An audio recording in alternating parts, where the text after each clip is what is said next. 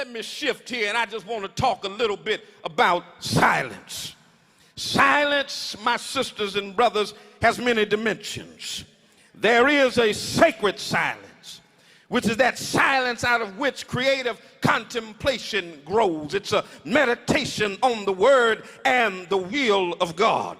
It's the silence out of which we meditate and get closer to God. It's the silence in which fervent prayer is born. There is a sacred silence. But then there's a seething silence that comes when you are quiet externally, but you've got a storm going on the inside. The late Dr. Howard Thurman called that a noisy quietness. But then finally, and here's the silence I want to get to, there is a sinful silence. And Adam's silence falls into this category because a sinful silence is a silence that comes over you when you ought to say something, but you don't say nothing at all. It is that silence that creeps in when you ought to speak up for God, but you sit there acting like you don't know what God said. My sisters and brothers, I fear that Adam was not only silent on that fateful day in the garden when a serpent showed up, but Adam has remained silent through the centuries. When Africans were captured and taken from their homeland, packed in the hulls of ships, sold on auction blocks, beat and killed and misused and kept in chattel slavery, Adam was silent. When Jews were persecuted, deported, and murdered by Nazis, Adam was silent. When Native Americans were slaughtered in the acts of genocide so their land could be taken from them, Adam was silent. When our ancestors were lynched and called boy and girl, even though they were full grown, when they were denied employment and equal access to resources, Adam was silent. And today, far too often, when our boys are shooting and killing each other on the streets, and our girls suffer from low self-esteem and give birth to children whose daddies won't stay around to take care of them, Adam is still silent. Sisters and brothers, there is a sinful silence among us when injustice is raging and we remain quiet. When people are aching, when people are hurting, when babies are crying and dying of hunger and not having enough love from insufficient care, and we remain silent, that is a sinful silence. When the church looks and sees what's going on in its communities, and not just in its communities, but what's going on right there in the household of faith, and we sit there and act like we don't know what's going on, that is a sinful silence. And let me suggest that there's a time when silence is sinful. And here in the text, we see a snake talking to Adam's wife. Adam remains silent. Adam should have said something. My sisters and brothers, the nation is waiting for somebody to say something. Go on, touch your neighbor and tell him you ought to say something. You see them boys on the corner, you ought to say something. You see what's happening with those sisters. I'm not talking about Pookie and Ray Ray and them. I'm talking about the saints' children. Y'all ain't gonna help me in here today. You ought to say something. The classroom is waiting for somebody to say something. Youth violence is waiting for somebody to say something. Every community, every city, every town, every home, every boy, every girl, every family is waiting for the church to break the silence. And if we don't break the silence, let me tell you what's going to happen. If we don't break the silence, we end up embracing the appeals of the serpent. What are the appeals of the serpent?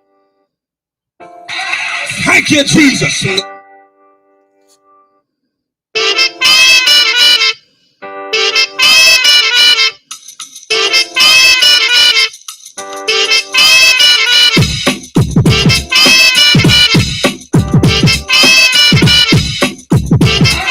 Thank you, Jesus.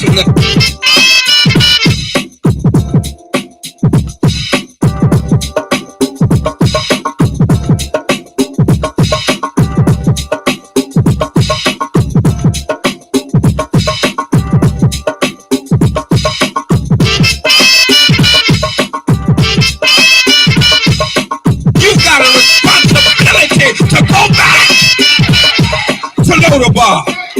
Your work's not done just because you made it to the palace. Bless the name of the Lord. But you've got a responsibility to help somebody else make it across. Thank you, Jesus. Don't pull up the ladder because you climbed to the top. Don't blow up the bridge because you made your way across. Thank you, Jesus. But reach your hand back down the ladder and pull somebody else up out of Lodabar.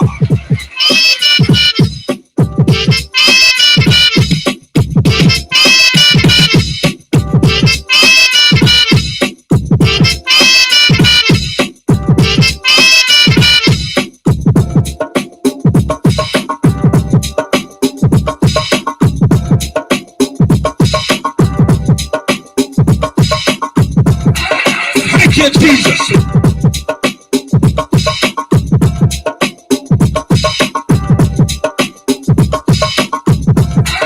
Thank you, Jesus.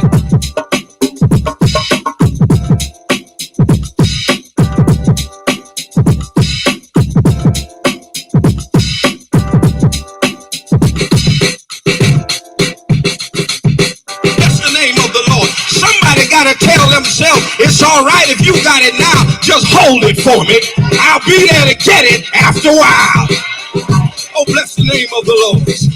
Thank you, Jesus. You got to make up in your mind that what God has for me, it is for me.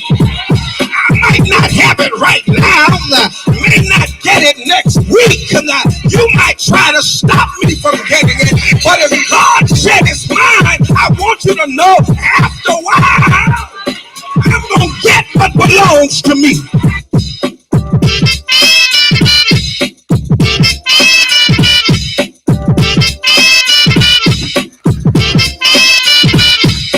Sometimes God got to strip what you got so you don't depend on yourself.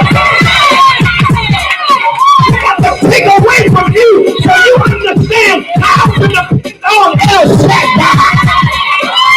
Come on in here.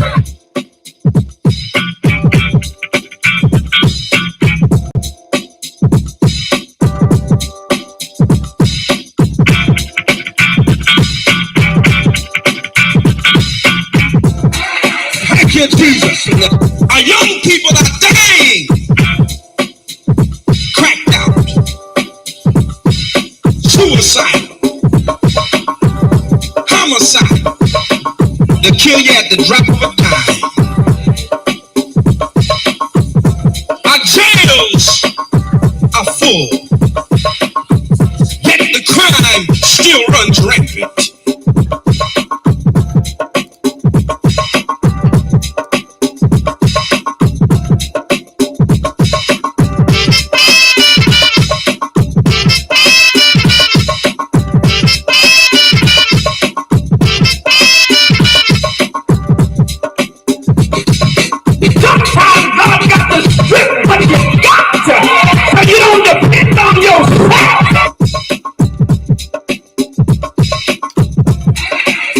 Jesus.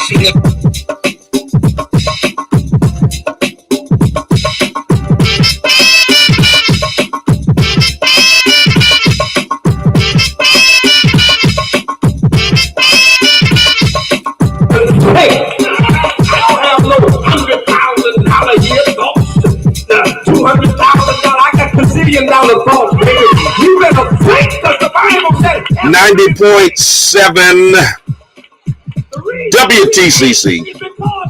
Good morning and welcome to the Spoken Word. I'm your host, Bishop Talbert Swan II. And as usual, we'll be telling it like it is through cultural idioms and nuances that shape the order, ethos, and chaos of the African American experience. Words have their own vitality. They shape their own consciousness and create their own context for interpreting social and spiritual reality. The spoken word contains the power to reshape the landscape of society. Welcome. I want to thank Mr. Kenneth Barnett for bringing us up until the 9 o'clock hour with The Promise. You can hear The Promise every Monday morning from 6 a.m. to 9 a.m., bringing you the best in gospel music. Good way to start out your Monday morning. Great way to start out your week. And it's Monday. It's the first day of the week. You made it to the palace. It's fast headed toward election day here in the Commonwealth of Massachusetts. Early voting started yesterday. So I went down to City Hall and cast my ballot on yesterday. And I encourage each of you to get out there and vote. But since I'm talking about voting, I say we've got some very key races here, and we've got some black folk that are going to do a good job that we're supporting for city council, school committee, etc. But today's topic, I want to talk about why should black people fight for a party that won't fight for them? Why should they continue to fight for a party that has shown it is reluctant to really get down and dirty and fight for the concerns of the people who consistently put them in office? We got to deal with that. So tell somebody the bishop is on the air, is about to go deep. Put on your scuba gear. Okay? We ain't playing no games here this morning. Welcome to everybody who's tuned in the Pioneer Valley to WTCC 90.7. Call a friend, tell somebody Bishop is on the air right now. 413-337-1867. Welcome to everybody who's tuned in to the radio station by TuneIn, by Our Heart Radio, by Hope Radio, however you are tuned in right now. Welcome to the spoken word. Welcome to everybody who is chimed in via social media, via Facebook, Twitter, YouTube, all that stuff. Those who are in the Twitter space, welcome. Getting ready to go live in the Facebook room, audio room. About to do that in about 2 minutes. So all kinds of mediums on which you can listen. Special shout out to Kevin, one of our faithful listeners, who drives truck, and he's in Bridgeport. I believe it's Bridgeport, somewhere out in Connecticut. Forgive me if I got the location wrong, Kevin. And he came all the way down to Spring of Hope Church yesterday to visit our worship experience because he wanted to come and meet me and shake my hand. It was a pleasure to meet you, sir. And thank you so much for stopping by. And to all of our faithful listeners, don't think I take it lightly that you tune in to hear little old me every Monday at 9 o'clock a.m. It is my honor and my pleasure to be with each and every one of you. Coming up at 10 o'clock, Justice and Flow. First Lady is all the way in Texas, so we're going to see how this works out a little later on. Rep your city, rep your town. Get it in there right now. I need to know where you're chiming in from, what part of the country or what part of the world you are chiming in from. I need you to like. I need you to subscribe. I need you to share. I need you to do all that stuff. Why should black people continue to fight for a party that will not fight for them? I want to thank everybody who came out to the Talbert Swan Memorial bowling tournament. We normally do a golf tournament. We did a bowling tournament this year. We didn't have a tournament last year because of COVID, and it was such a wonderful turnout and such a beautiful time family, friends, colleagues, competition. It was great. And though we didn't win first prize, my team did get second place. So shout out to my sons, Tyler and Trey. Shout out to the other teammates that were on our team for taking second place trophy at the golf tournament.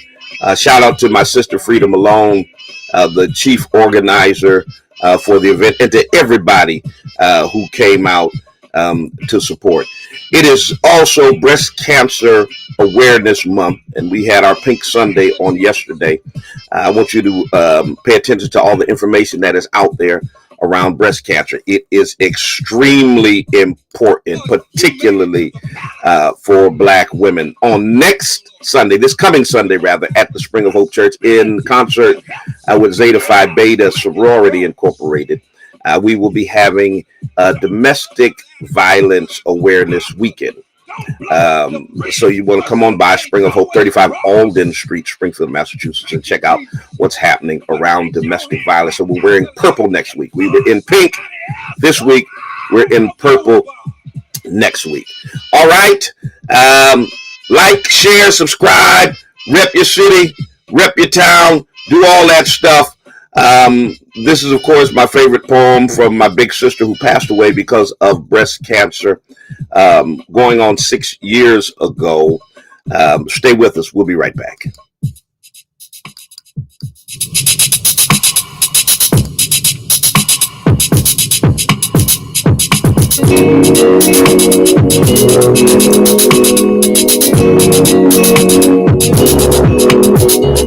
I look in the mirror and I like what I see. A strong, beautiful Black woman staring back at me. One who's seen a lot of pain and had her share of sorrow, but who never gave up hope for a brighter tomorrow. I've been lied to, cheated on, and stolen from and hit me, but it just made me stronger and I refuse to quit. And though I've been tempted, I refuse to stoop to their level. I was above that nonsense and made a liar of the devil. The devil who said I wasn't good enough, cute enough, or worthy of love, I kicked his butt with divine power from above. Power that says I can do all things through Christ, which strengthens me and brought me out of darkness so that I could see. When I'm smiling, I'm beautiful, I'm a child of the King.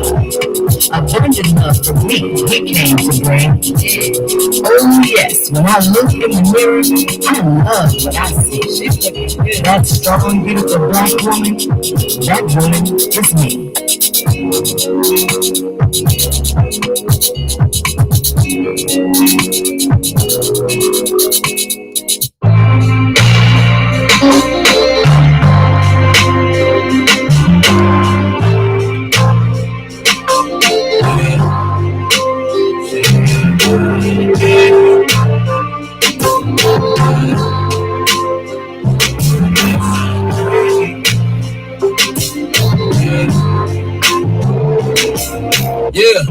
This one is for all the brothers that passed, but more particularly one because it affected me drastically. I remember my sister gave me the call and I was in awe. Matter of fact, it felt the farthest from reality. She seen somebody post RIP with his name and I said that was the same friend I had since the 7th grade. She said I'ma call his sister and double check and call me back. Said he hanged himself in his room and had been there for days. Initially it didn't hit me, then it clicked and I remembered that I hadn't seen or heard from the homie all week.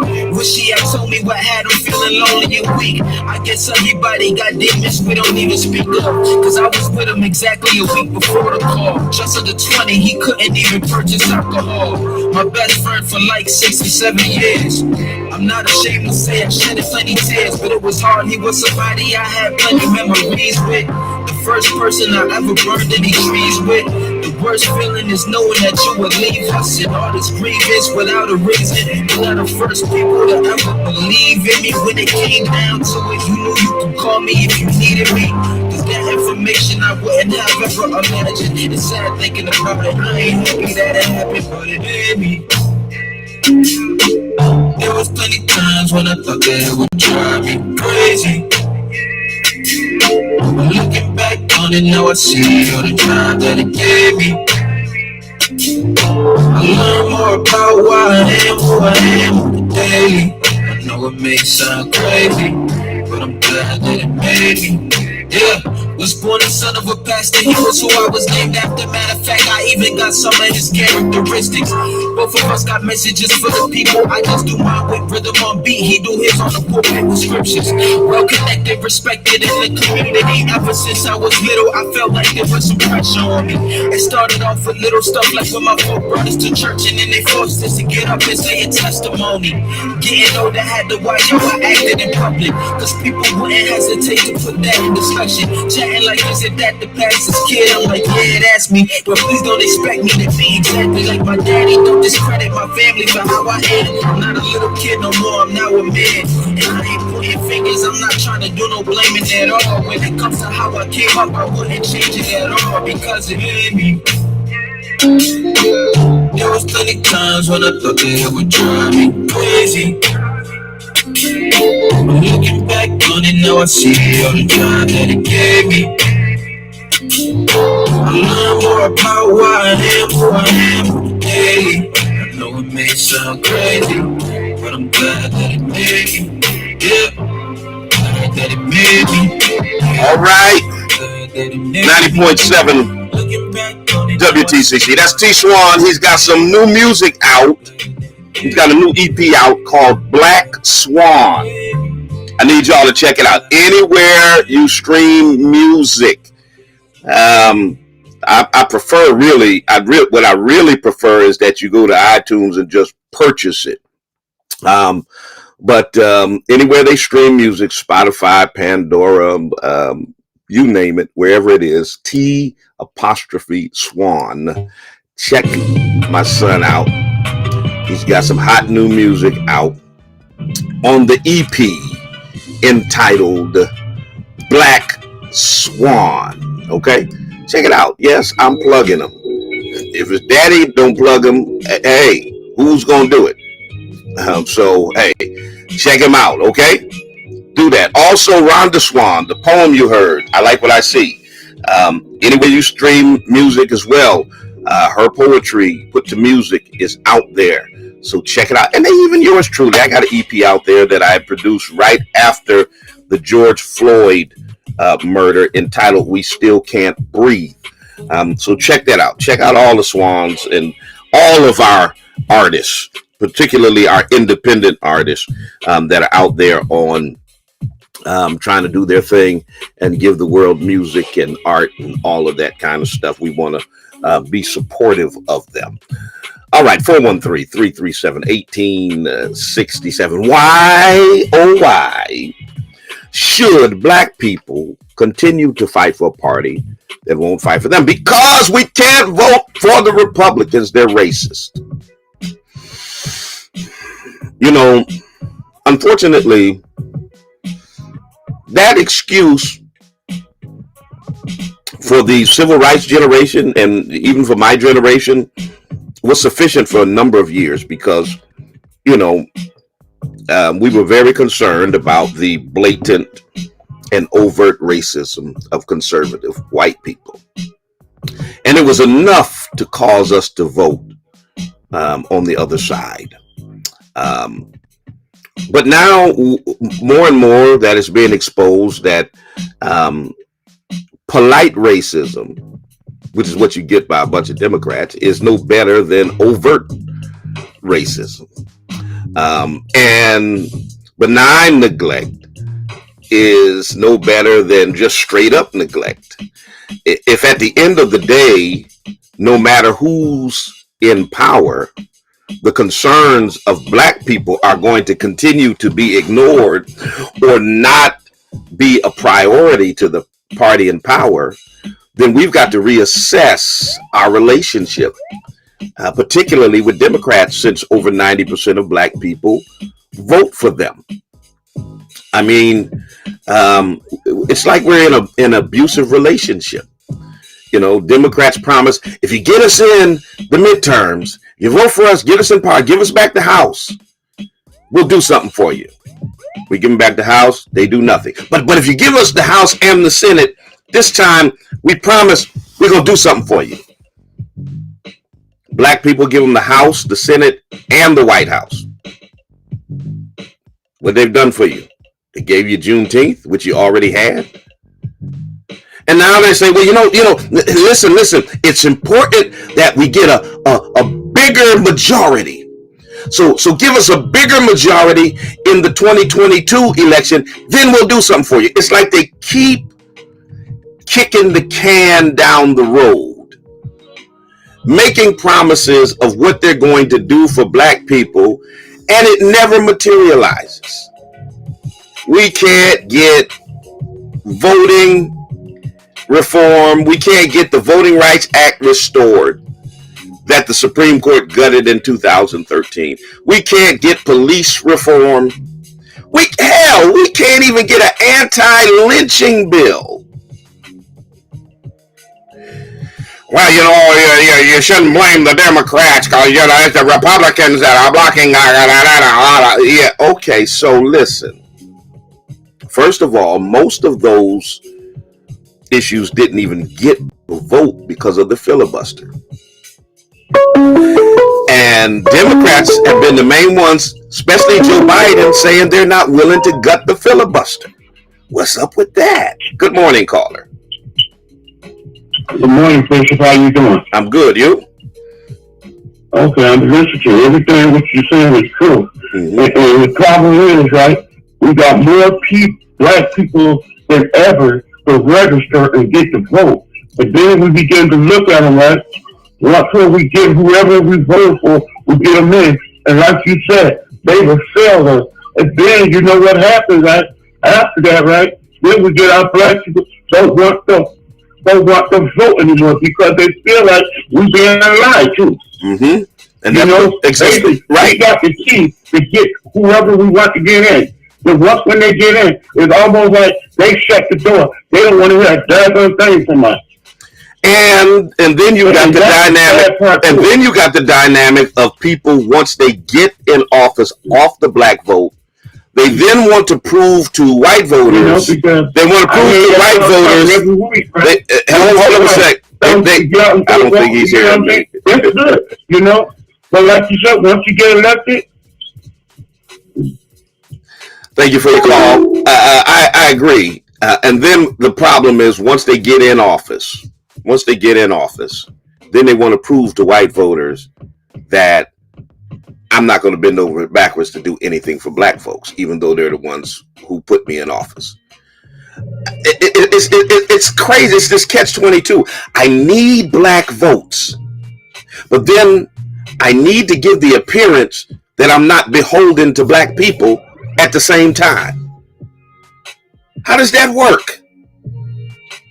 Where they do that at? Everybody else has no problem being beholden to their base, being beholden to the people who put them in office. It's only the people that black people put in office who want to pretend that they're not beholden to the black community.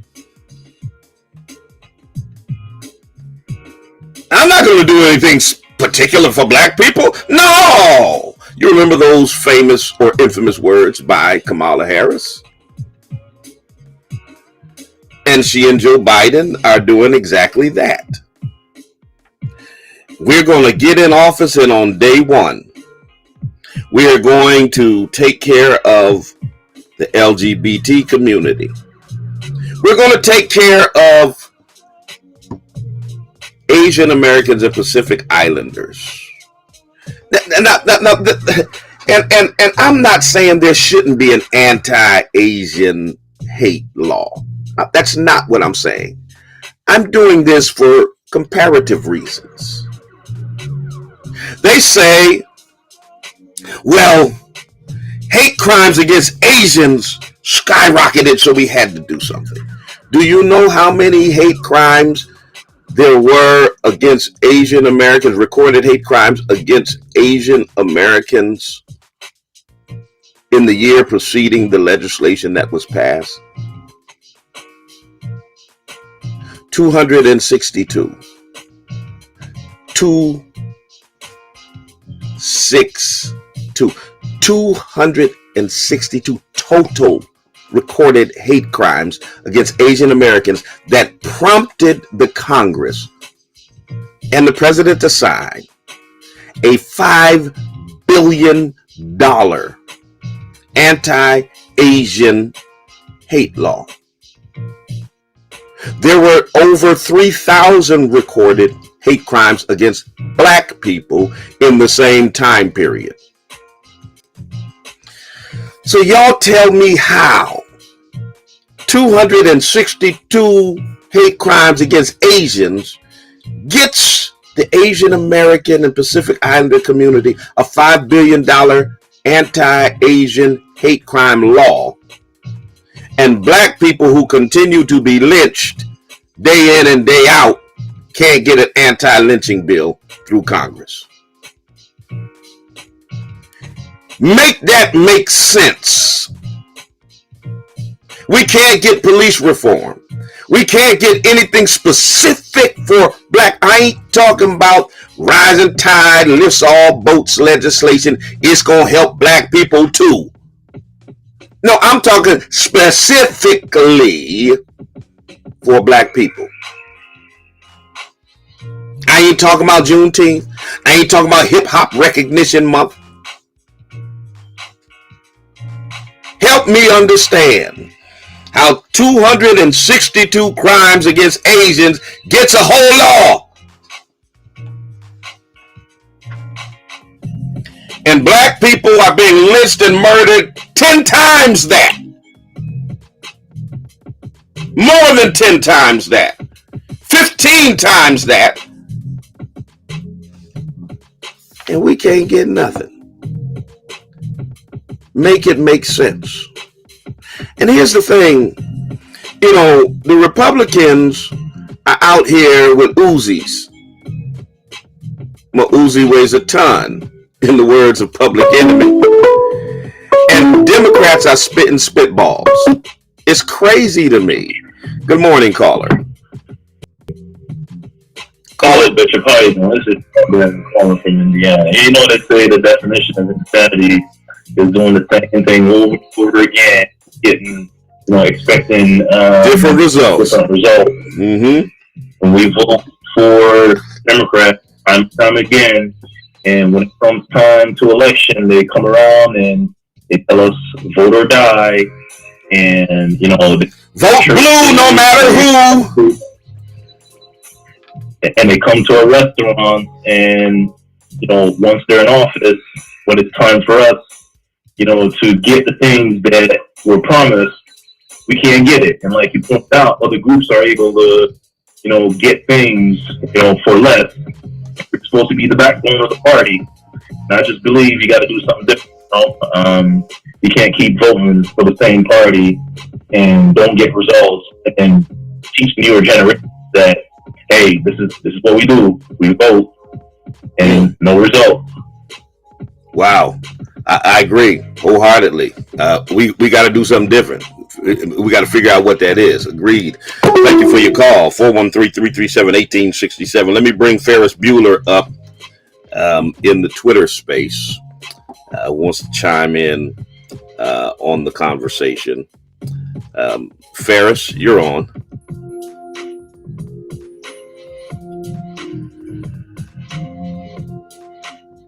All right. Hello. How you doing? Bishop, I'm doing great, Bishop. How you doing? I'm good. I'm good. Can you hear me? I can hear you. Okay, great. So 2 things. One, we need to have an agenda in writing to present to the Democrats if we're going to demand something. But more importantly, we got to stop. I think we have to stop talking to them and talking to everybody else. And as black men, we need to be part of an organization. Now, what organization that is, you know, that's on that specific or particular black man to join. But at this point where we're at, if you're a black man and you're not part of an organization for political action, whether it's one of these established organizations out here, or it's one that you start, then you're wrong.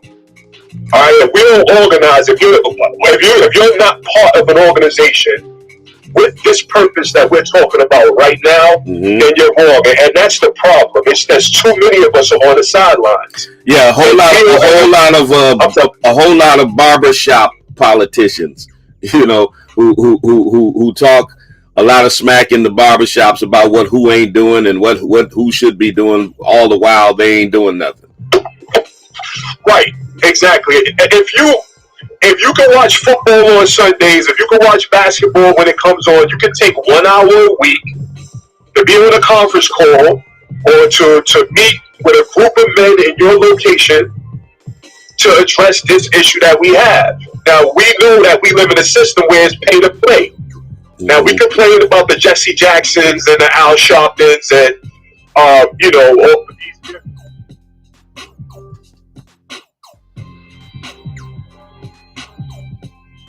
establishment, but the reality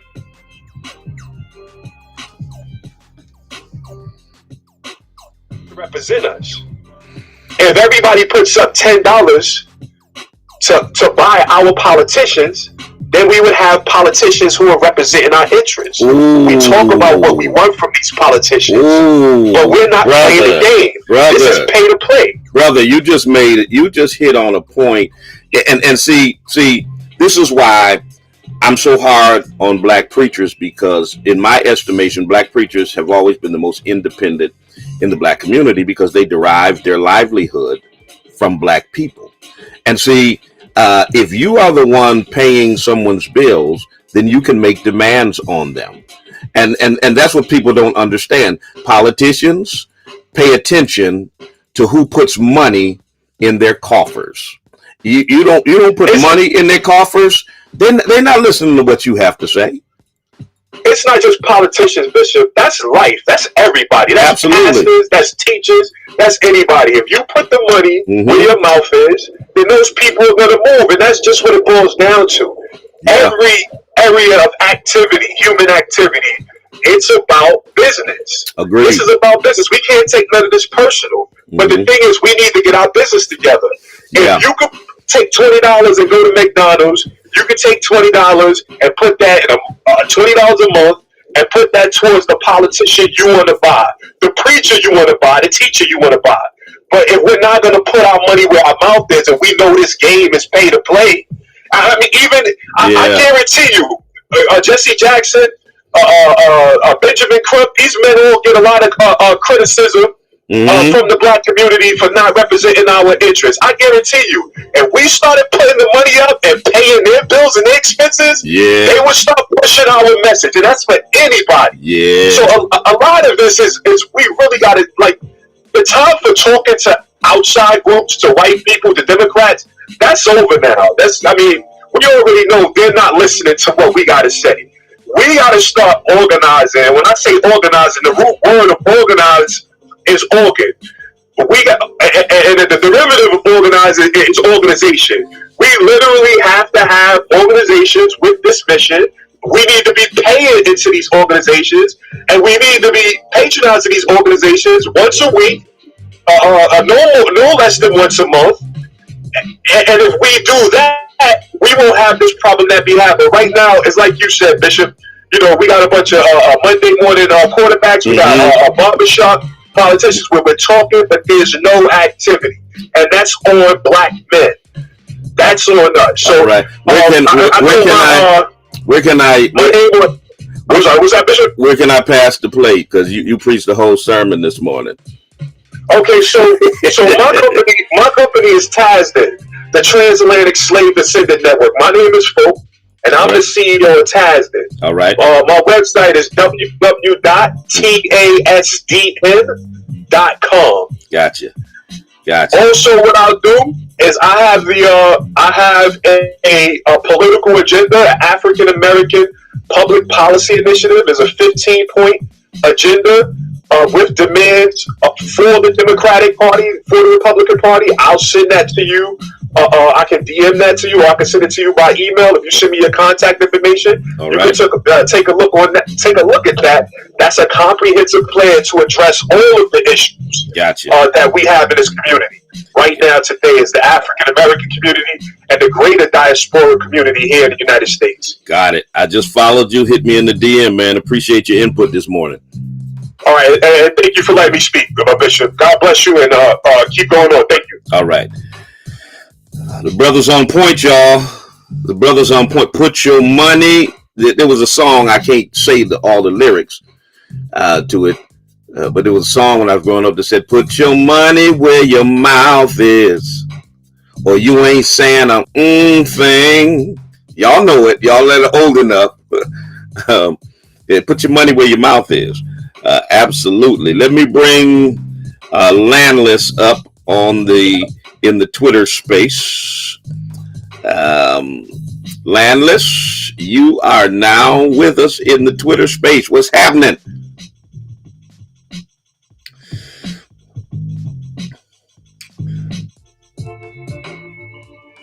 Where you at, Landless? Come on here.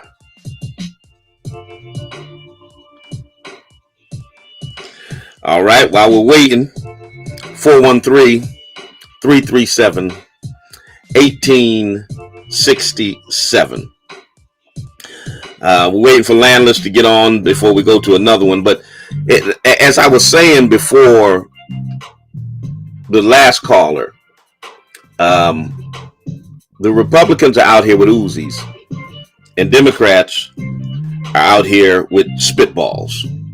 And they know the Republican playbook because, you know, they've got a large neo-fascist movement, and its representatives are bold and shameless and relentless in what they do. They do not care. Now remember, after former President Trump lost the popular vote by 3 million votes, and the Republicans had a Senate majority of only 53 to 47, and 47% of the country supported them, and most of the country didn't. They still ran and governed like they won by a landslide. They didn't care about any of that. Their thing was real simple. We're in power. We're going to do what we're going to do. Period. And the problem with Democrats is y'all got all three branches of government. All three. And y'all acting scared. Y'all acting scared. They have put no pressure on Manchin and Sinema. I'm not letting y'all get away with blaming everything on Manchin and Sinema, especially when you got Kamala Harris, Joe Biden, and James Clyburn running around here talking about America is not a racist country, and Biden talking about we're not going to get rid of the filibuster to pass voting rights and all of that. No. LaRon, you're in the Twitter space. Where you at? I'm trying to bring y'all up now.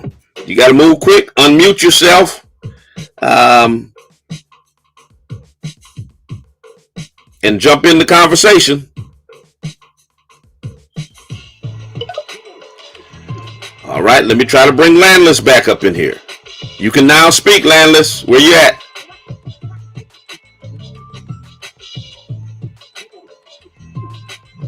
Hey, Bishop, are you good? How you doing? No, we're fine. We're tuning in all the way from South Africa. You're in South Africa? We follow the discourse. All right. Again, Bishop? What part of South Africa you in? I'm currently in the Gauteng, the capital city of South Africa. Gotcha. The economic hub. The so-called economic hub. All right. What's on your mind? Oh, my contribution, for a very long time, we've always thought that our brothers in the diaspora, our brothers in America. You're fading out, Landless. Can you? I'm looking onto your radio station and how it. Did you hear me now? Yeah, go ahead.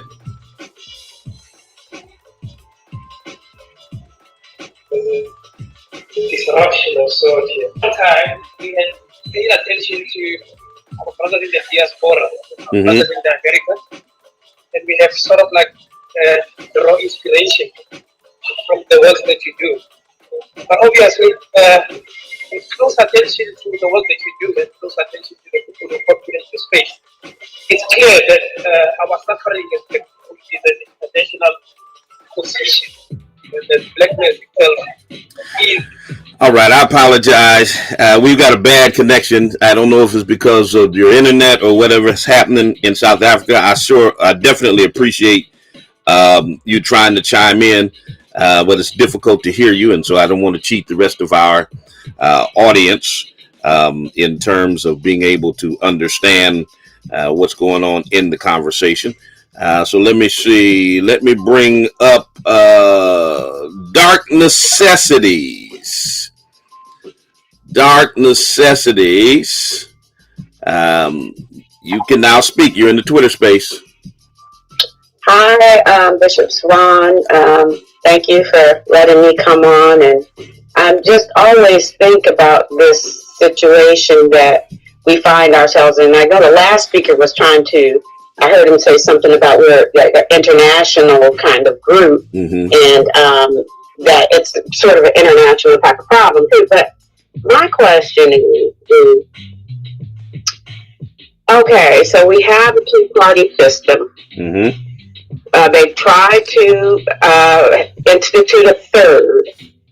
It's a huge infrastructure issue to start a third party. Correct.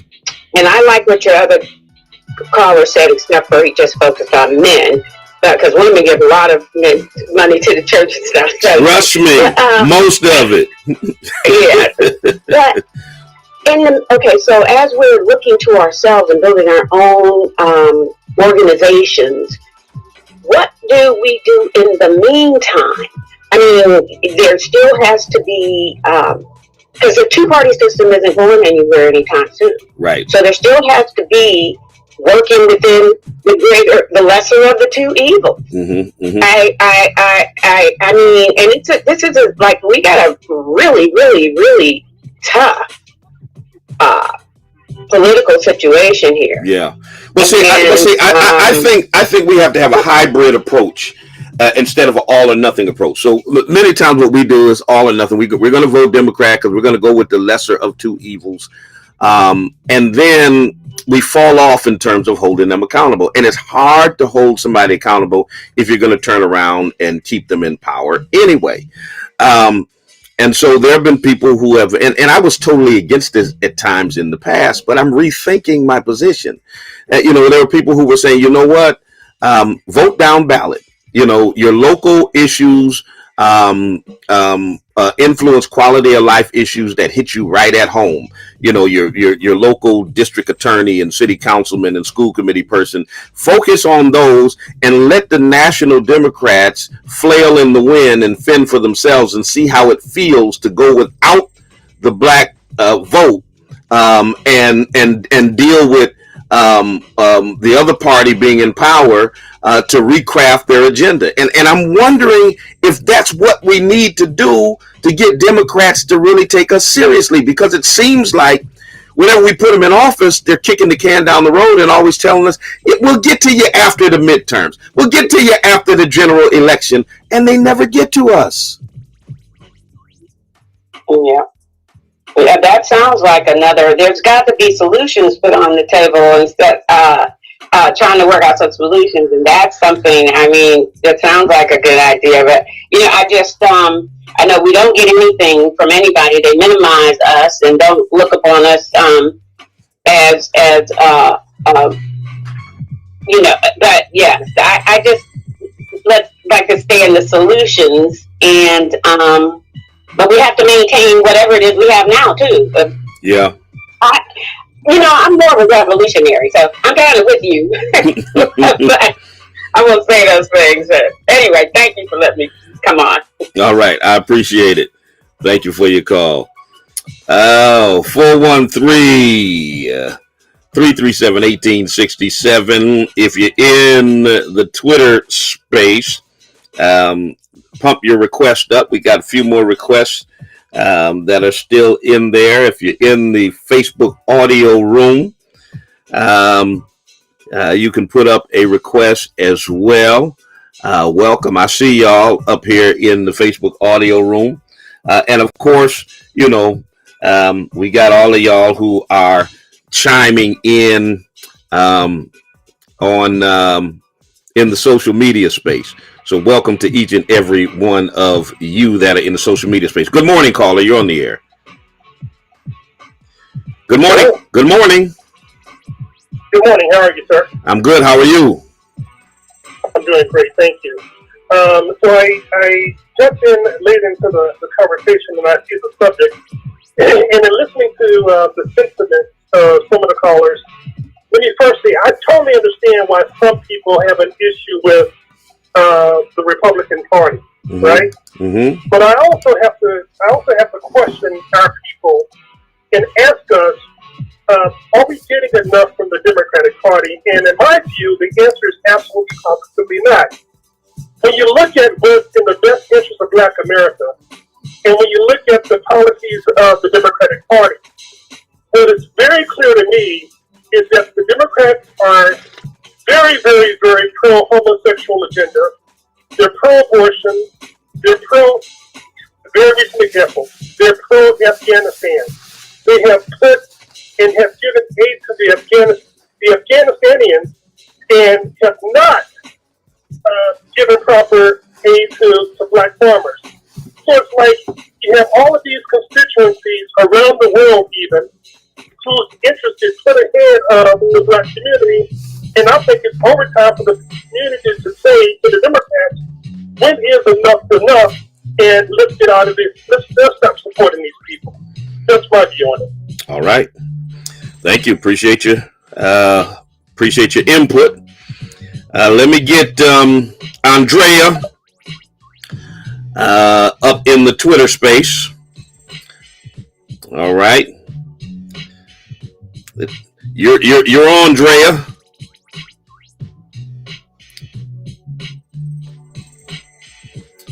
Drea riots in the Twitter space. What's happening? Going once. Going twice. All right, Drea couldn't make it happen. Let's see. Who else we got here? Royce Whitaker. Let's see if we can get you in the Twitter space. Royce. What's happening, Royce?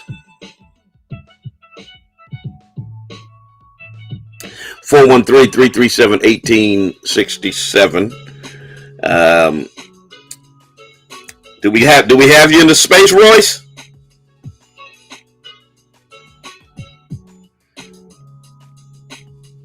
All right. Well, let's move on then. I'm trying to get y'all in here. Listen, the reality is this. Here's the reality, my brothers and sisters. We've got to do something different. That's the reality. Good morning, caller. Hey, good morning, brothers. I just love hearing the show. I've been having these discussions with my brothers.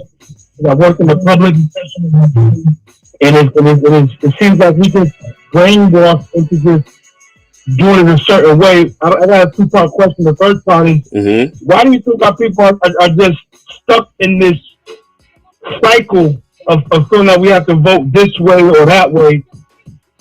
And the second part is, I also like to say I like the buck breaking show and like some of your commentary when I actually watched that recently. So I love what you're doing, but also the second part is, well, how the heck do we get out of this thing, man? It just seems like this thing is so storied and historically steeped in bull crap. How do we get out? Yeah, well, that's the question, and that's where we got to put our heads together, and that's what we got to figure out. We got to figure out exactly how we get out of this. What right now with the with the Democrat Party, black people are like a hamster. Black people are like a hamster on a hamster's wheel. We're running around, running in circles. Was it Bill Withers that sang the song? I think we lost our Twitter space, so we had to reactivate that. So those of y'all in Twitter, go on back and hit me up. That wrote that song, "Will He Go Round in Circles?" And it seems to me that's what we keep doing. We keep going around. Oh, we're going to do something for you 2 years from now in the midterms. Put us back in power. Oh, we got to maintain power in order to do something for you. It's going to take us a little longer than what we thought. Hit us up. Hit us up in 2 years. Put us back in power. And we just keep running on this wheel and getting the same results over and over and over and over and over and over again. And when does it stop? What do we do? How do we handle that? That's the question of the day. Good morning, caller. I just wanted to say, I think it stops when all of us stop voting Democrat, because they're not listening to us because they know they have our vote.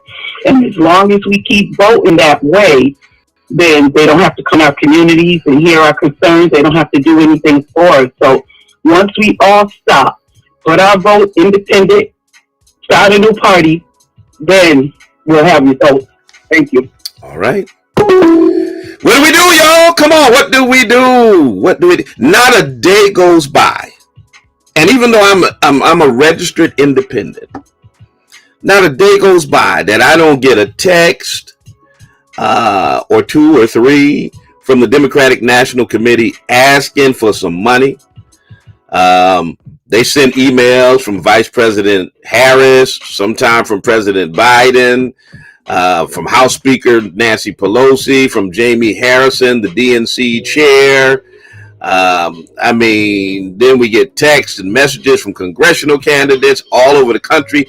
They looking for $10, $15, $25, $500. They're always looking for money, and they're always telling us how we've got to stop the voter suppression. We've got to stop the Republicans. We've got to stop. Got to stop and give us money. And then they don't do nothing to stop it.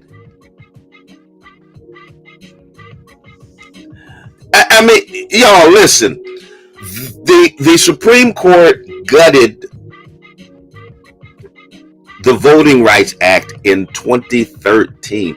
The reason why Republican legislatures are able to pass these anti-black voting measures, these voter suppression measures that are aimed at keeping you all away from the polls, the reason they're able to pass them in states, districts, counties, municipalities that have historically suppressed black votes is because there is no enforcement of the Voting Rights Act. The enforcement power of the Voting Rights Act was to be able to go to places like Georgia, where they passed that crazy law, and for the Department of Justice to say, no, you can't do this, and to scrap it based on the authority given to them through the Voting Rights Act. When the Supreme Court gutted the formula in Section 4 of the Voting Rights Act that determined which municipalities, which states, which entities needed to get pre-clearance from the federal government before they could put laws and policies in place around voting, it basically let all of the bad players off the hook. Georgia, Alabama, Mississippi, Louisiana, all of these places that had traditionally suppressed black votes were now free to pass these laws, to put these policies in place, and the Department of Justice only recourse would be to go into the federal courts. They no longer had to get pre-clearance. The DOJ no longer had the enforcement authority of the Voting Rights Act to do anything about it. And the Voting Rights Act has been gutted since 2013. Since 2013. Democrats told us in the 2018 midterm elections, after Trump was elected in 2016, get us the House. We'll get you back your Voting Rights Act. Here we are, 2021. We still ain't got no Voting Rights Act. Still don't have police reform. Come on, man. How long are we going to get the shaft? How long are they going to kick it down the road? And then they're still asking us for money. Because we got to fight this. We got to fight that. We got to fight this. We got to fight that. And I get that politics is the art of compromise. But somebody forgot to send Mitch McConnell and the Republicans the memo. Because while Democrats are always trying to compromise, the Republicans are giving them the finger and telling them to go to Hades. Like I said, they're shooting Uzis and Democrats are spitting spitballs. And they're the ones in power. They're the ones who have the House, the Senate, and the White House.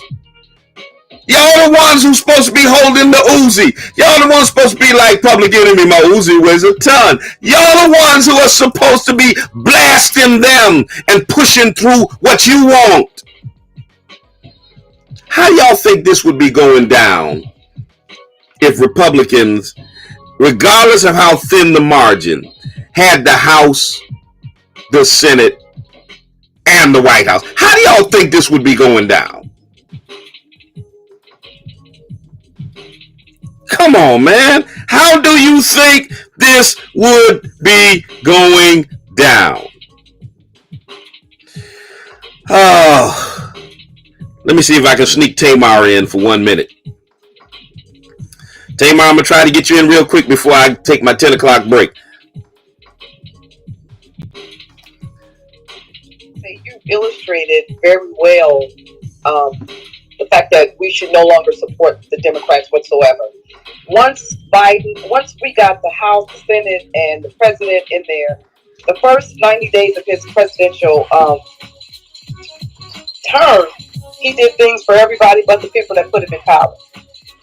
This is not the first time. This is not the last time that the Democrats are going to constantly. I think they pimp the black community. They come in with sweet words. They lie. They pimp and tell us that they're going to do this and that. They take us for granted. They have for decades. And if you look at every Democrat-ran city, and if you look at the, how impotent the Black Caucus is, it's clear to me as an African American, we need to do something different here because we're being made a fool of. The first thing that he addressed was the immigration situation. The Hispanics are going to replace us. They are no longer going to covet nor need our voting block. Wow. And we are going to be left in the dust. And my whole thing is, how many times do we have to see this same play constantly get rewound? None of our needs are being met. We had the Asian Americans get a hate bill after going through 1 year of little agitation based on the coronavirus. We've been out here dying, fighting, left in poverty, marginalized for decades, and we've got nothing but the Juneteenth holiday. Thank you, but no thank you. If you don't understand that we are being made a fool out of, taken for granted, not taken seriously, what he did in the first 90 days was the biggest slap in the face. I'm in Georgia. And Stacey Abrams, she worked. Okay, hold your thought. I need to keep you on here. Hold your thought. I gotta sign out of one program and go into another. Okay. You're walking heavy. Listen, for those of you who are looking for a place to worship, check us out at the Spring of Hope Church of God in Christ, 35 Alden Street, Springfield, Massachusetts, 11 o'clock a.m. on Sunday morning. For those who are listening on WTCC, come on over to the social media space. We're transitioning into Justice and Flow. So until the next time I talk to you and you talk to me, always remember, God loves you, and so do I. The rest of y'all stay tuned. Don't go nowhere.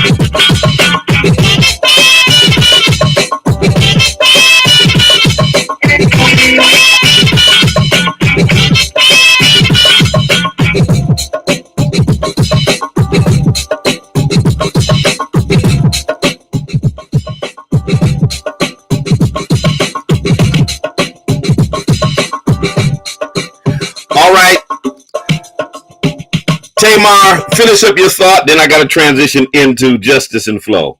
You were on a roll. Okay, I'll just keep it short, but I just want us to actually do some thinking in regards to looking at a complete picture of what the Democrats have done consistently when it comes to us and our votes. I go back to what Brother Malcolm X told us. He said that liberals are the most dangerous of all. Those that are pretending to be your friends, coming with sweet words, and this is where we end up with them constantly. So if people didn't get the memo as far as what the Democrats say they're going to do and what they actually do when it's in regards to us, this election opened up my eyes. Like I was saying before, I'm in Atlanta, Georgia. Stacey Abrams, we brought it home. We brought everything home. Worked our butts off here in this state, and the minute he got in, it was like, okay, thank you, bye. Woo! You walking heavy. I appreciate your commentary. Man, everything that I've been saying. Wow. Listen, let me move on. Let me switch up. Let me switch up. I gotta get the sound right. Gotta get the sound right. There we go. And we are now entering into the space of justice and flow.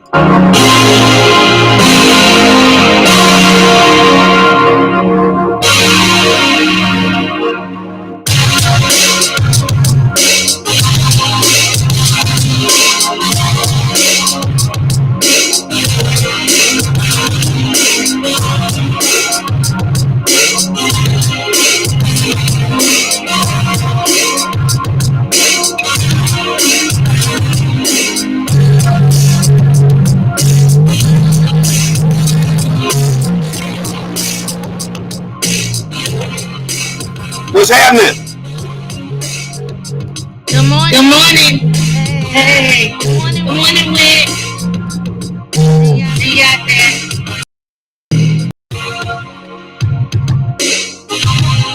What we got on tap for today? Good morning, Justice. How you doing, Justice? I'm flowing. We continue with the conversation that we had earlier today, which is the appropriate conversation to be having. Hey, nephew, how you doing? Good morning. All right. No, I'm still in Texas. I'm at our daughter's. I'm at Shannon's house. Yeah, I know where you at, because you ain't here. See what I got on? What? In honor of my big brother. Finish this fight. I thought that was appropriate to wear. All right. We gotta finish this fight. Now I see some people backstage. Yes. I see a couple people backstage. That's some of the people that, in my mind, you were talking about in your earlier show today. All right. These are our local candidates that we want to make sure that we are backing, that we are supporting, so that we can begin to eradicate some of the problems that we are having as a Black community in our politics and with our politics. And I do believe that all politics are local, but we cannot ignore the local. We cannot ignore how important the local politics are. We cannot neglect the local and give all of our energy to the national, because we see where that is getting us, right?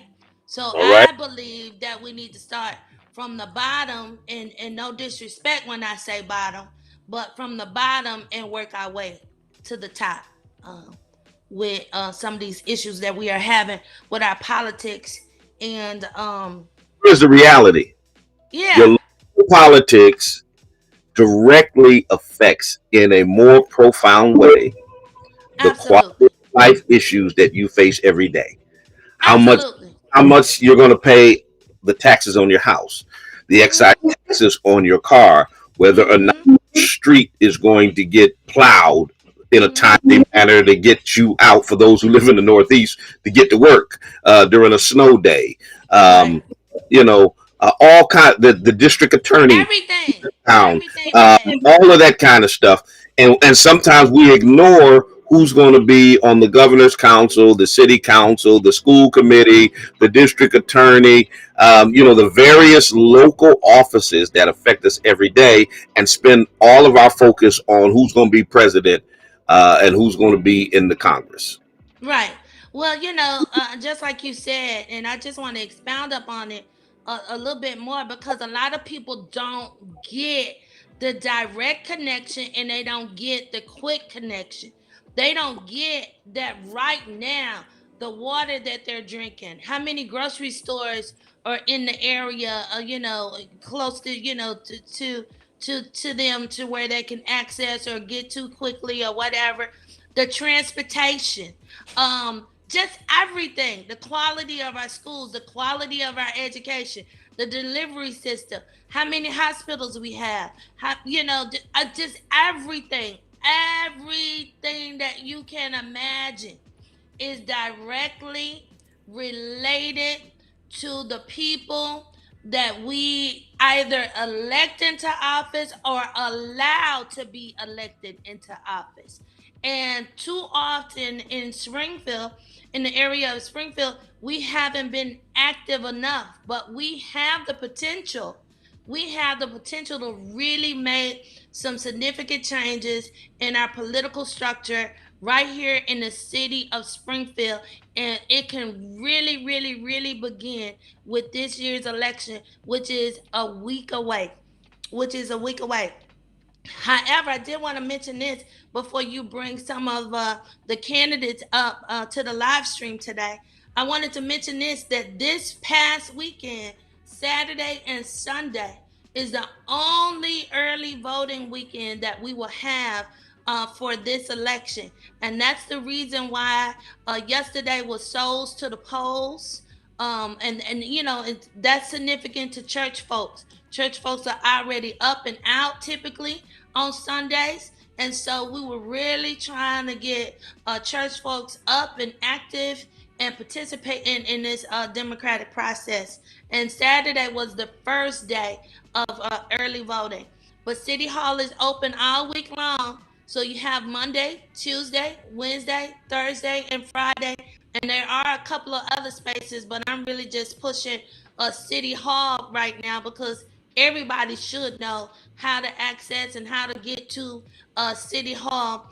And they are open. They should be open. I believe it's between 8:30 and 5 o'clock this week. I think it might be a little longer hours on Thursday. But nevertheless, they are open for early voting or absentee voting for the rest of this week. And I think it's really important for Black folks in particular to take advantage of those early voting hours. I don't even want to talk about the so-called mail-in ballots because we ran into a lot of issues with that. If you have the mail-in ballot already and you need some help filling it out or whatever the case may be, please contact somebody within your family, at your church or religious institution or whatever the case may be. Or you can even contact one of us from WIN.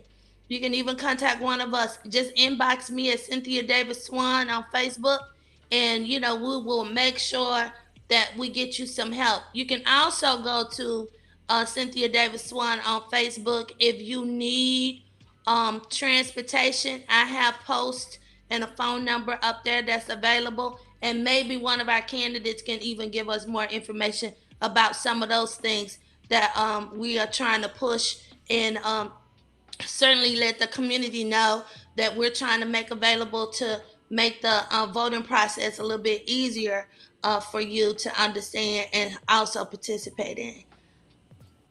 All right. So who you got for guests today?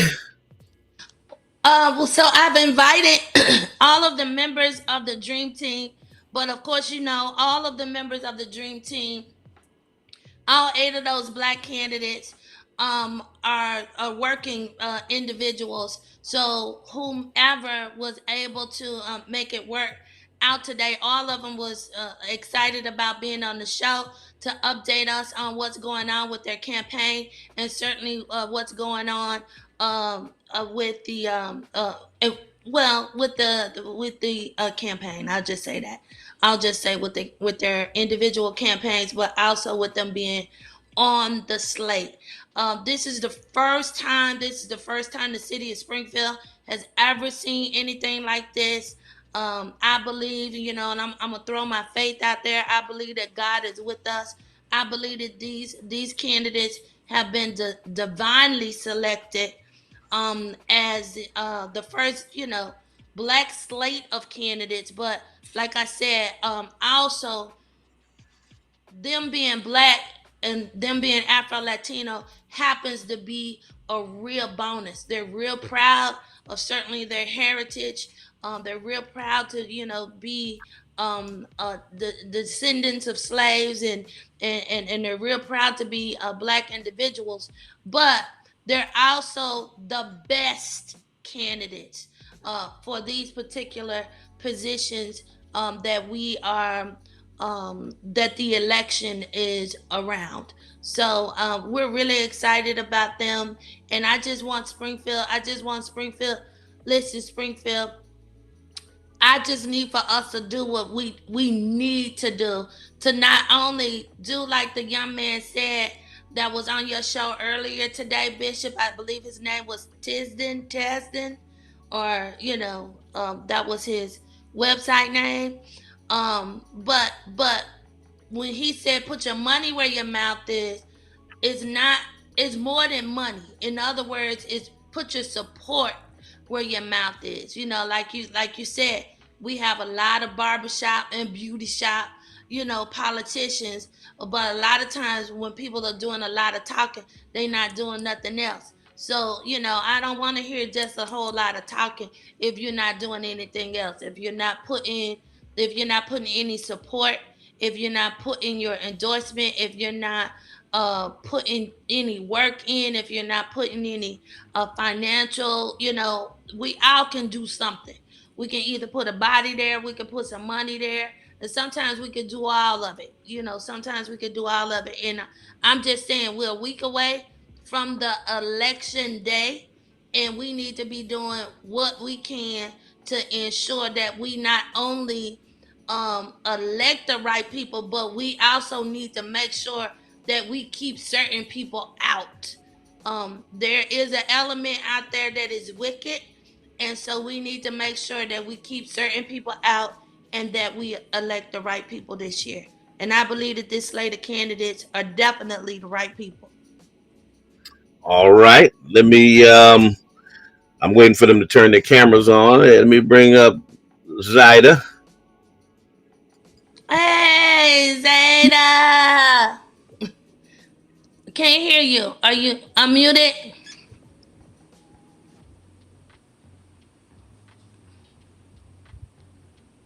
We still can you hear her, Bishop? I can't. No, I cannot.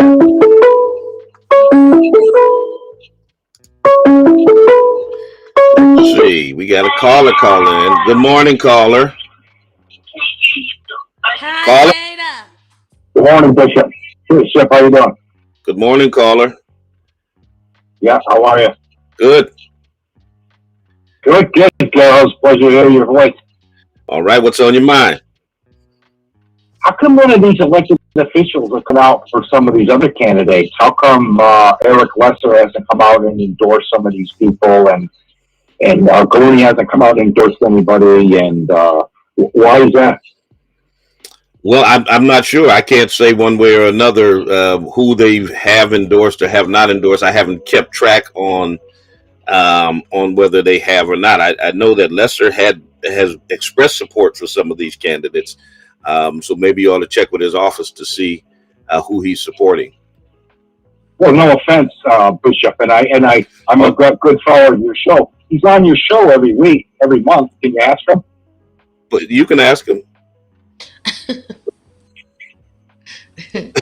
You want to know? You can ask him. All right. Okay. I guess he wanted to take shots at Eric. Yeah. Yeah, but that's not true about Galuni either. You know, I'm not. I'll let the candidates speak for just themselves. endorsed. But I've seen Just Galuni endorsed. endorse and support Yeah, a couple of candidates myself. So he just endorsed. Why am I drawing a blank on her name as well as our school committee woman? Denise, No, Denise Hurst or no, Latonya Naylor. Latonia. Yes, he just endorsed Latonia. I'm not sure what he's talking about. I guess Okay. Anyway, do we got Zeta's sound worked out? I don't know. I hope so. No, I Zeta, see her talking, but I still can't hear you, Zeta. I think it's on your end. You got some issues over there. I'm trying to get. Let me see if I can. Yeah. There's nothing. You're unmuted here, so see if we can work that out. We're gonna put you backstage. See if you can work that out. Ayana. Yeah, I really want to. I really hope that we're able to figure that out because we really need to hear from her. She is running. She's running for Ward 8 City Council. Yeah. I cast my vote at City Hall yesterday. I Yes. I live in Ward 8, so I voted for both of these ladies on yesterday. I don't see Ayana's picture here. Let me see what's happening here. So I'm not sure if she's around. Ayana, you here?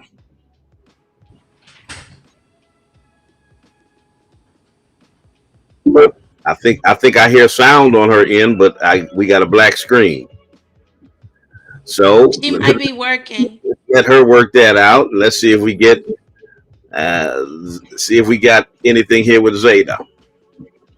I hope so. Can you? Oh yeah, we can hear you. You can hear I me. can't. Okay. I can now. Okay. Yeah. Okay. Sorry about that. I had to switch devices. Apologies. No problem. Can you turn it up just a little bit, Zeta? We can hear you, but we need a little bit more volume. How's Pump that? up the volume, pump up the volume, pump up the volume. Can you turn her up a little bit, Bishop? No, she's up as loud as she can go on our end. Look like somebody want to call again. Let's see what's happening over here on the phone lines. Caller, what's on your mind?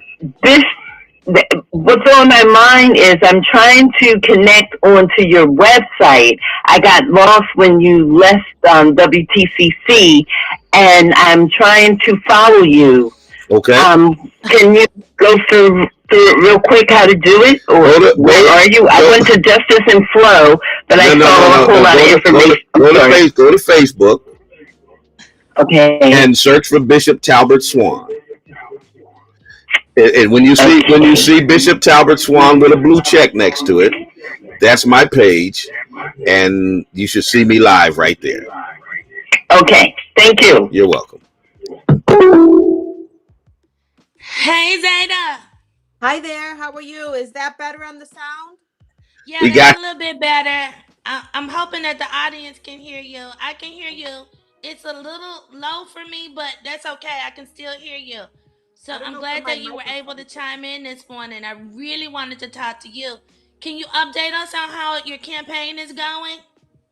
So as we know, we're down to the last stretch. We got 8 days left. Tomorrow is going to be 1 week until Election Day, and we're very excited. I've gotten a lot of support. A lot of people told me that they're voting for me, so I'm just very excited. It's just an exciting time. Yay. Now, can you, if you can, I mean, I know this might be a little difficult of a question, and I did not prepare any of you prior to the show today. However, can you talk about some of the challenges that you're facing, running for city council this year, especially as the first, if I'm not mistaken, right, the first woman of color in our ward, in Ward 8? Yes, yeah. Well, the challenges are, running a campaign and having a full-time job and having a family. That's very difficult in and of itself. But the support that I'm getting, like I said, it's amazing. Unfortunately, there are, of course, factions out there that are against me and are, trying to basically badmouth me and things like that. But you know what? Like Michelle Obama said, when they go low, we go high. And that's what I've been doing, because I believe God and I'm a Christian, and the Bible says no weapon formed against me shall prosper. Come on, bring it. Bring it. So tell us real quick, what do you feel you need from the community? What do you feel you need from the community? What I need from the community is for them to come out and vote, right? And I believe once I'm in office, what I need from them is to hold me accountable. That's one thing I've said throughout the campaign. I just met a young lady yesterday when I was out talking to people, and she said, what did she say? Stay authentic. And that's exactly what I want to do, what I want to continue to do. And this is my cat. Yeah, that's okay.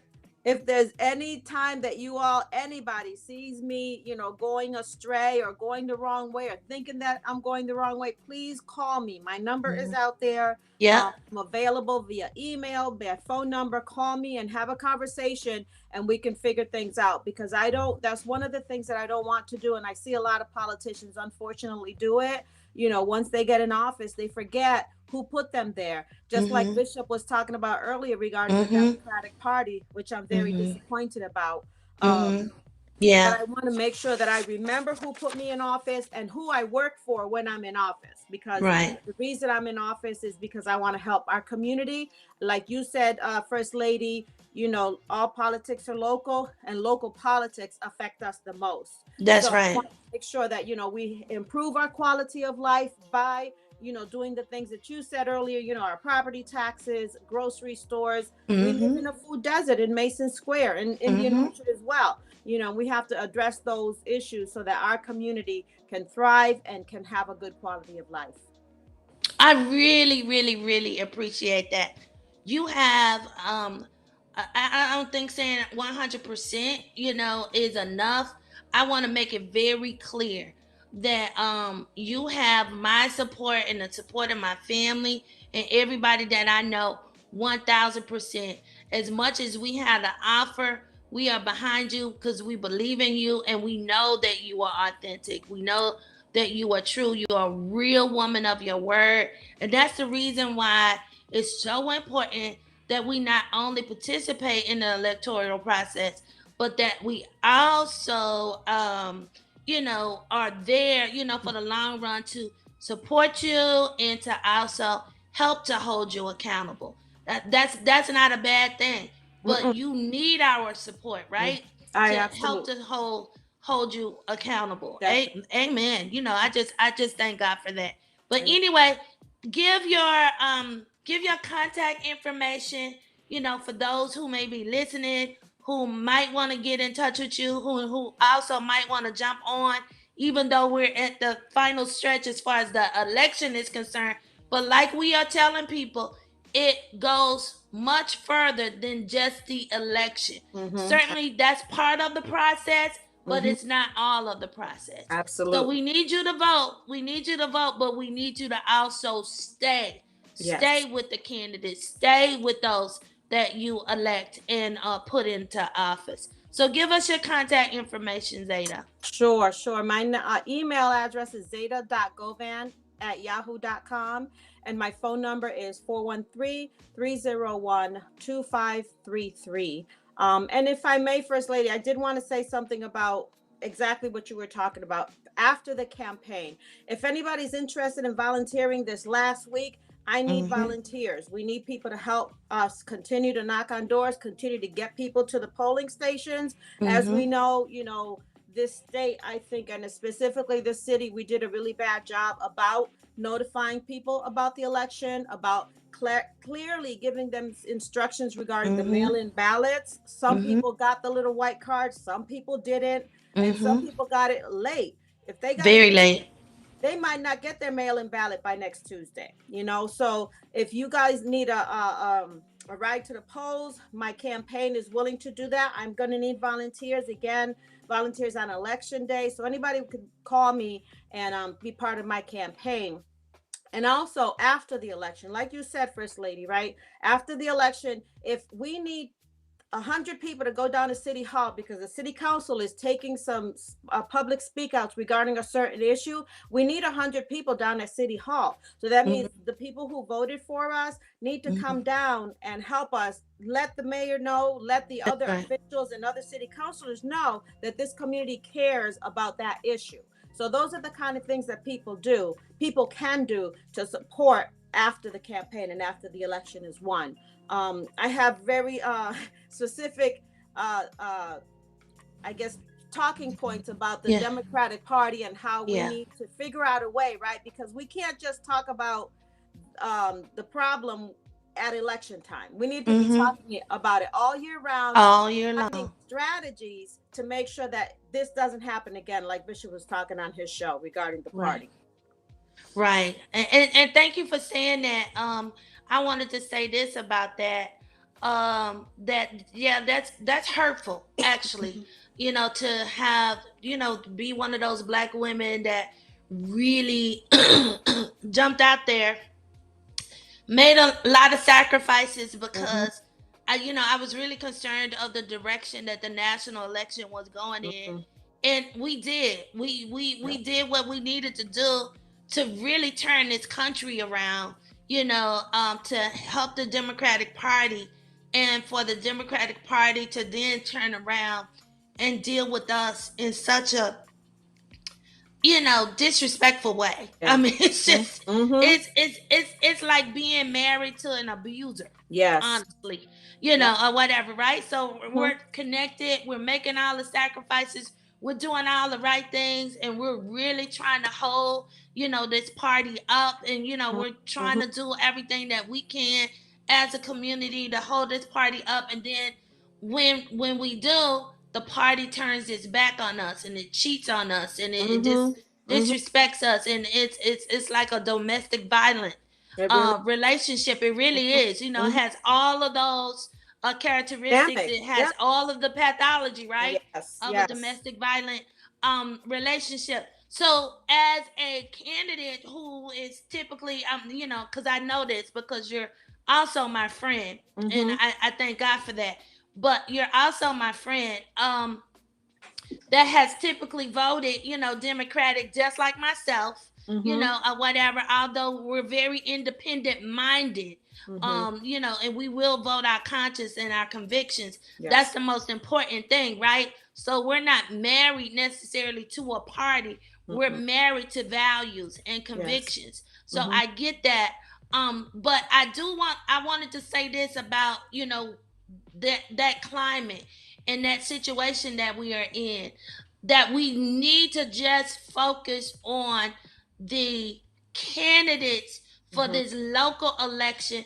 This has nothing to do with the national election, but I wanted to say to the voters out there that about 27% of us participated in the national election, which was really high. That was about 3 times. No, it was about 4 times higher than what we normally vote in local elections. And although that wasn't great, 27%, that was about 27,000 people came out to vote in the national election. What we need to see is more than that for this election, because this election is more significant. This election is more important, especially when it comes to us sending a message to the powers that be, number one, as a community, and also when it comes to us sending a message to those that are basically racist, holding up a white supremacist montage, or holding up a white supremacist mentality in our politics. And so we need to send a message that we see you, and we're not putting up with it, and it's zero tolerance at this point. So we're gonna put all of our energy in this election, because it's time to turn things around locally and work from the bottom all the way up to the top. Yes. Yeah. Absolutely. And what you said is very important, because a lot of times that's what we do, right? We wait until election time to talk about this kind of stuff. But if we do it all year round and figure out a way to get people excited about elections, that's the reason people don't vote, because they think, oh, they're just going to do whatever they want to do, you know. But if we tried, we have to figure out a way to get them excited and let them know that if we all voted, we would have a different city. We would have different outcomes. You know, this city is made up of 153,000 people, give or take, and only 10% of them are making decisions for us. 10%. And that's not. And a lot of times they lower than that. You know, you were being gracious when you said 10%. I'm being nice. Gracious. Yeah, you're being real nice. You know, because you're right. There have been times when elections have been 5%. 5% of the people going out to vote for 95% of the population. Then, you know, people complain, which I agree with them. You know, I understand. But the thing is that they need to get out and vote. If everybody voted, we'd have a different outcome. Absolutely. Absolutely. And we certainly can't have, and I don't want to demean any specific wards or anything, but I'm just going to say this.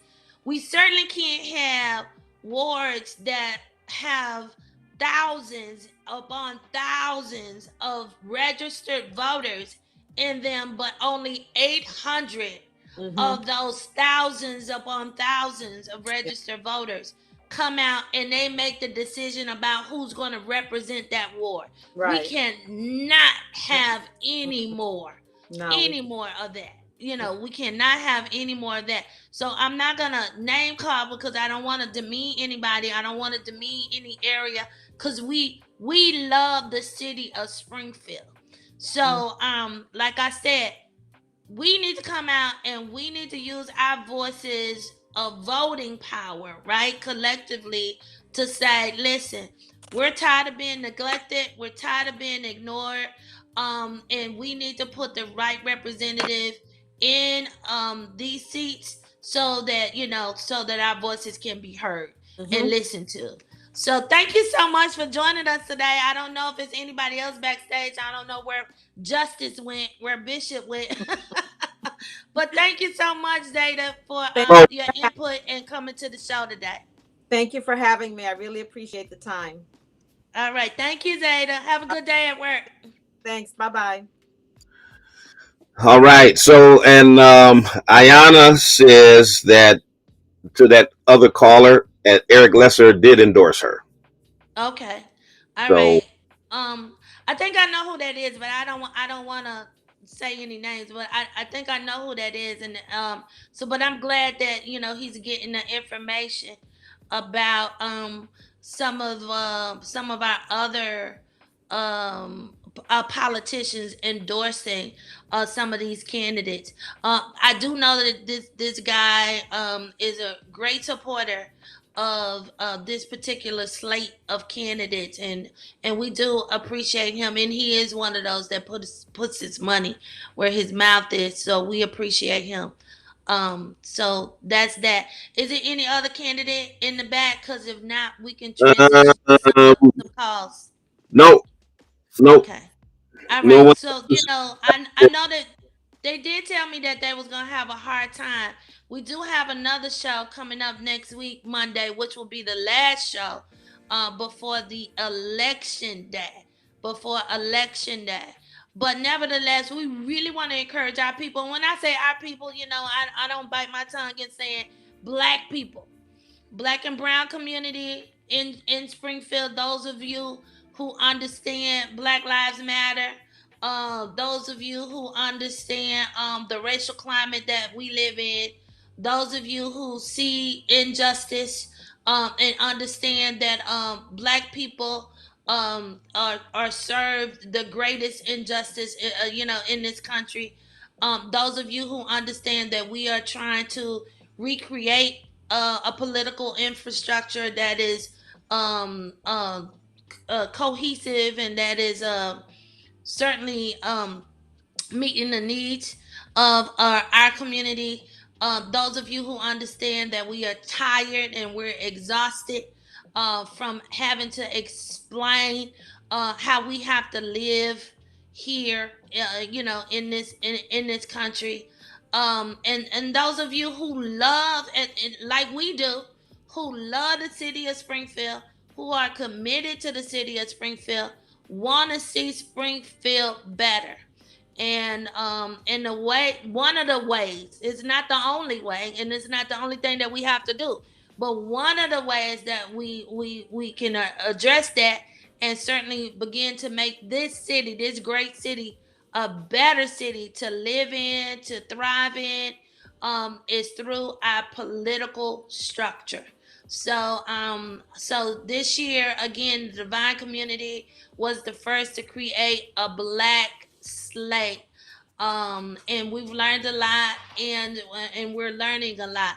But one of the main things that we've learned is that it's more than just election day. It's more than just voting. That voting is ongoing. You don't just go on November 2nd, write in and slip your ballot in, or whatever, and then it's done. No. Voters, and that's the reason why we have the problems that we're having with voter suppression and voter suppression laws. It makes absolutely no sense that we're still fighting for the right to vote. It makes absolutely no sense in 2021. So, but that's not necessarily another day. That's just part of what we're going through right now. So, do you want to take some calls, Bishop? Well, we got no calls out, no calls available now. Anyone trying to get in on the Twitter space, just send in your request. I believe Ayana is back. Let me see if we can get her on.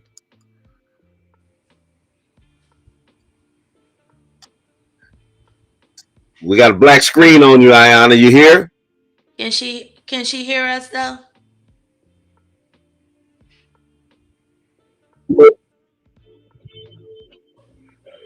I know that people are listening to our show, and they listen to our show from all across the country, and I hope that everybody understand that we are a week away from a city election, from a municipal election, which certainly involves our school committee, which is critical to any thriving community or progressive community, and definitely our city council, which controls the budget, the city budget, and this, that, and the other. So that's critical to any thriving and progressive community as well. So this election is really important. So I wanted to apologize to your listeners that don't live necessarily here in Springfield, but I have heard a few of our listeners say that what we're going through here in Springfield, that they are going through in their respective cities and towns as well. So, a lot of times, especially politically speaking, a lot of times it's just a different area, but it's the same problems. It's a different area, but it's the same issues. So, all right. yeah, I think Ayana is having some problems, some technical problems as well. I think we have her on audio. Okay. Hi, Queen Ayana. How you doing? Oh, good morning. Yep. I just had to fix my screen, so apologize on that. Good morning, everybody. Good morning. How you feeling? I'm feeling great. How about yourself? I'm feeling good. I'm down here in Texas with my family. We had the celebration for my mom. I got my brother's T-shirt on. He was a Cowboys fan. So I like this statement. Finish the fight. So I thought that would be appropriate for y'all today. Finish the fight. We gonna finish the fight. We gonna finish it. That's right. Yeah. So good. So thank you for joining us this morning. So tell us about how you're feeling right now with your campaign. This is your first time running for school committee.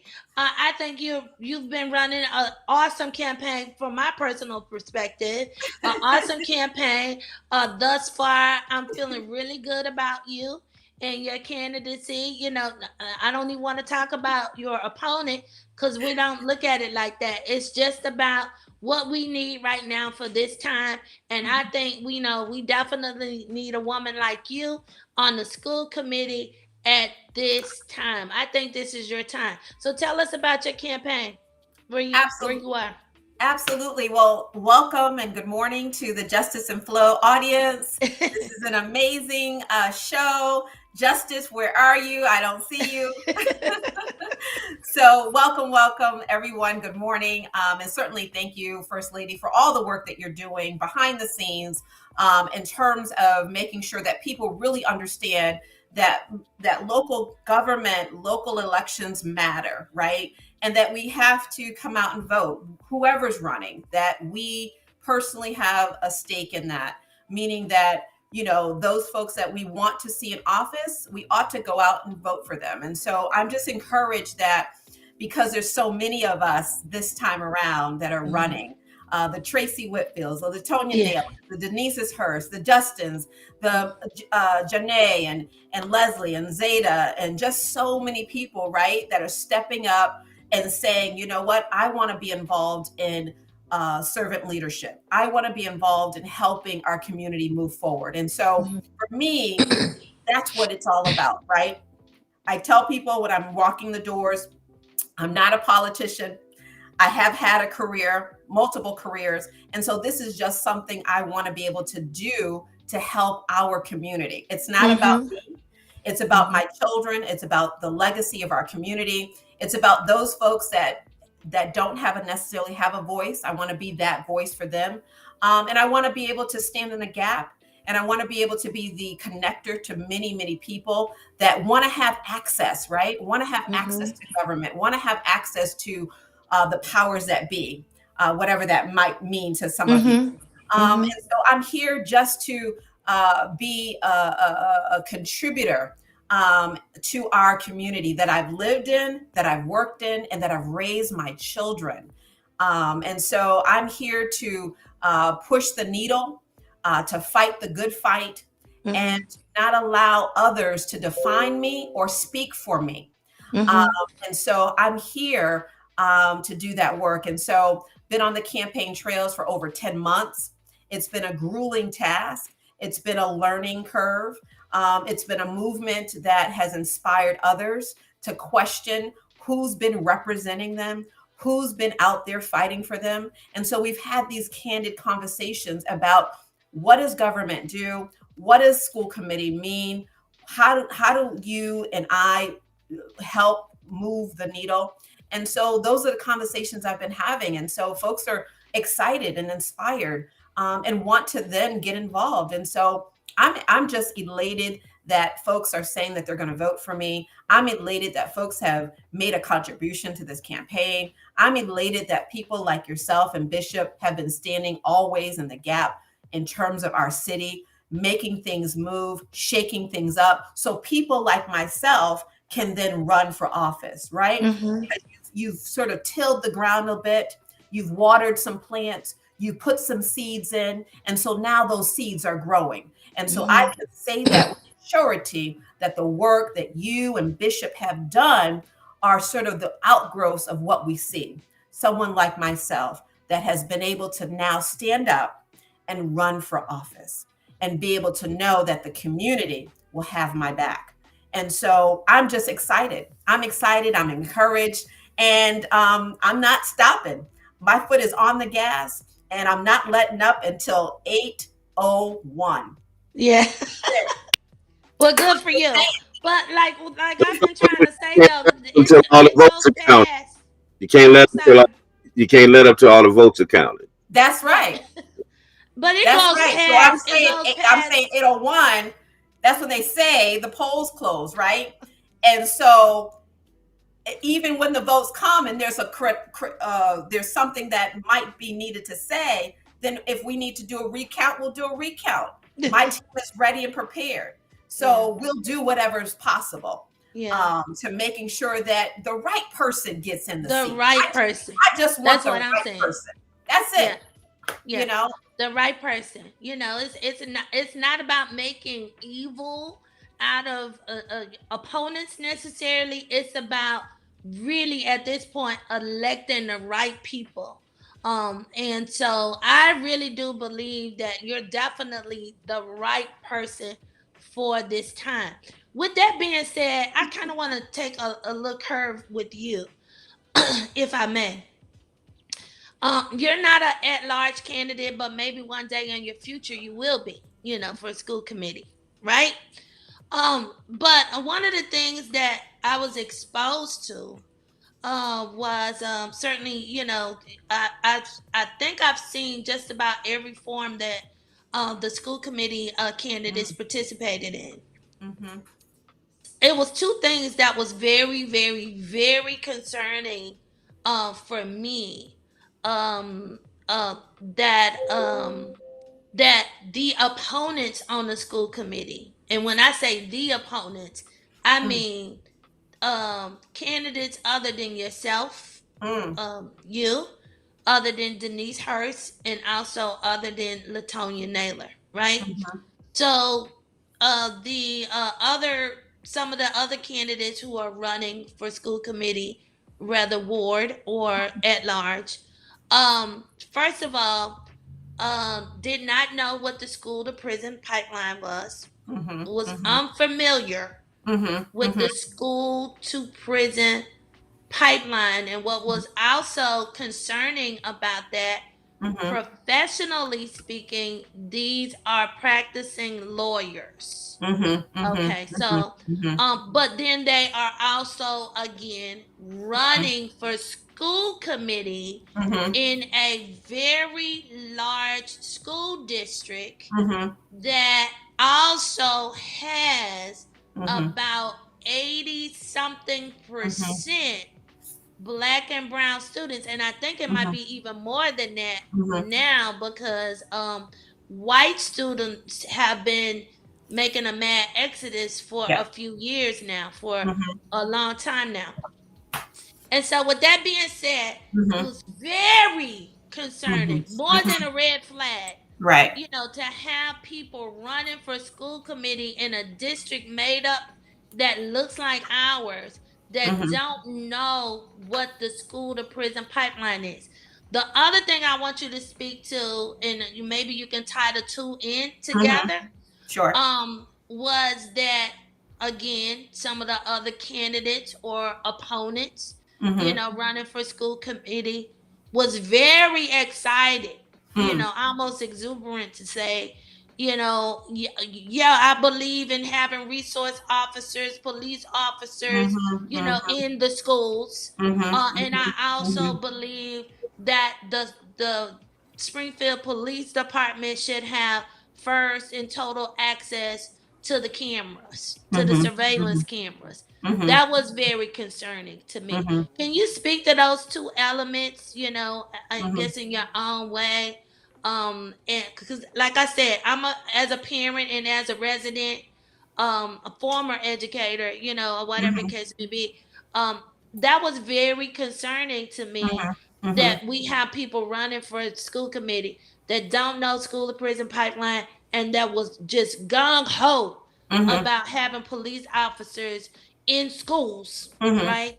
And also having a corrupt police department having first and total access to surveillance cameras. First of all, First Lady, Justice and Flow Show, thank you so much for speaking truth to power.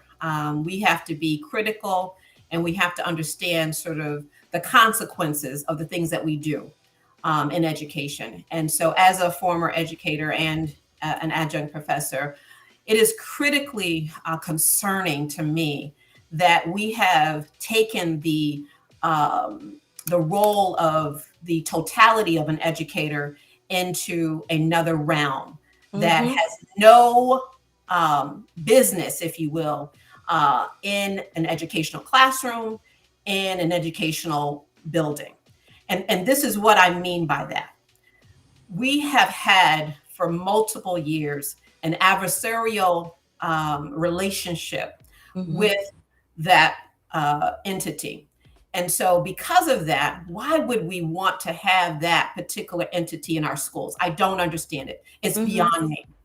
What I would have preferred to think about is the community in which our children come from. We know that cities and towns around the country have had mentors, have community organizations that have come in to partner. Dads on duty have come into cities and towns around the country and said, it's our children, and we're going to make sure that they are doing the right thing. And so when you take the responsibility from parents, from community members, you create what we know as the prison to pipeline. And so we have to dismantle that. And the way that we do that is we allow our community partners, stakeholders to come in with suggestions and ideas on how we can make our schools the way they used to be. And so the way that we do that is we listen. We listen. We don't react. We listen and we clarify and we create suggestions. We get the community involved. We get community-based organizations involved. We get people like yourself involved to figure out these situations, to figure out these issues. We cannot allow inner city schools to be subjected to that. Suburban schools are not subjected to that and never have been. Right. They might say to us, well, we want to make sure that we're creating safety. Absolutely. Everyone wants safety. Yeah. I'm a mother. I want my children to know that they're going to a school and they're safe. Absolutely. That is first priority as a mother. However, it's disingenuous to assume that bringing in that entity into our school, that now you are having this adversarial relationship, and now you're allowing those children to be bullied, if you will, to be violated, if you will, and to be taken out of character, if you will. And so it's concerning to me that we have not stood up against this. And so I'm concerned. So community, I need community to step up. Yeah. Because if I'm to be elected to this office, to this school committee, there is going to be a concerted effort to create a different atmosphere for our children.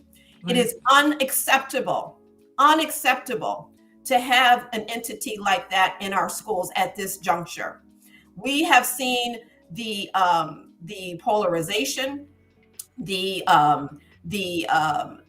structural racism that exists, that creates this entity that continues to feather and to continue to thrive. And so we've got to say no. We've got to stand up and say no more. And so if we have to replace that with dads on duty, creating more funding, creating more opportunities for training with our parents, we have to do something different. We cannot continue this, because when we go to the suburban schools, we don't see that. Yeah. We don't see that. And so why is that? Why is that? Because we live in a capitalistic society. And so what we're seeing is we're seeing money. This is all about money. It's not about the education of our children. It's not about that. It's about the money. And we live in a capitalistic society. So my concern is that we are not doing the best for our children. You know, Black and brown children, Caucasian children, Asian children, all of them. Okay. And we don't want to segregate or make anyone feel that they can't benefit from the educational system here in Springfield. We've just got to do better. And we've got to look at how we've been allowing this particular system to continue to ride out. It can't continue to ride out. And so my thought is, you know, if we bring dads on duty, we bring the community in, then let's push back. Let's create different ways that we're helping our children. I know that there are currently some schools that don't have resource officers in the schools. Did you know that? Yeah. Yeah. So if that's the case, then why are they at the other ones? You know?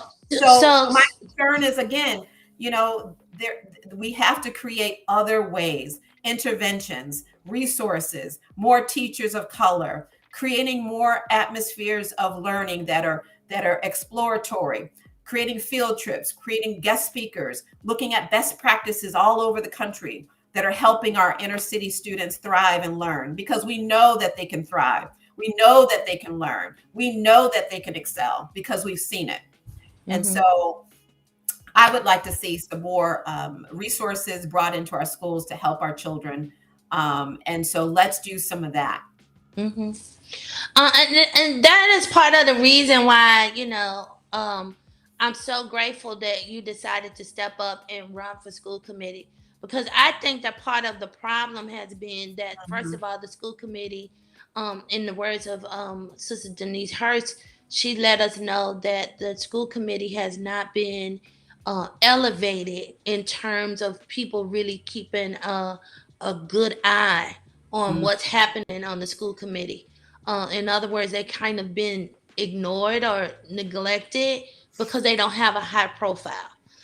The school committee typically doesn't have a high profile, and I think that that's been an error that the community has certainly made in the last few decades, in particular, or maybe even from the origin of the school committee existing. And the reason why I say that is because we've elected or allowed people to be elected onto the school committee that don't even care about our children, that don't even care about our community, that don't even care about our families.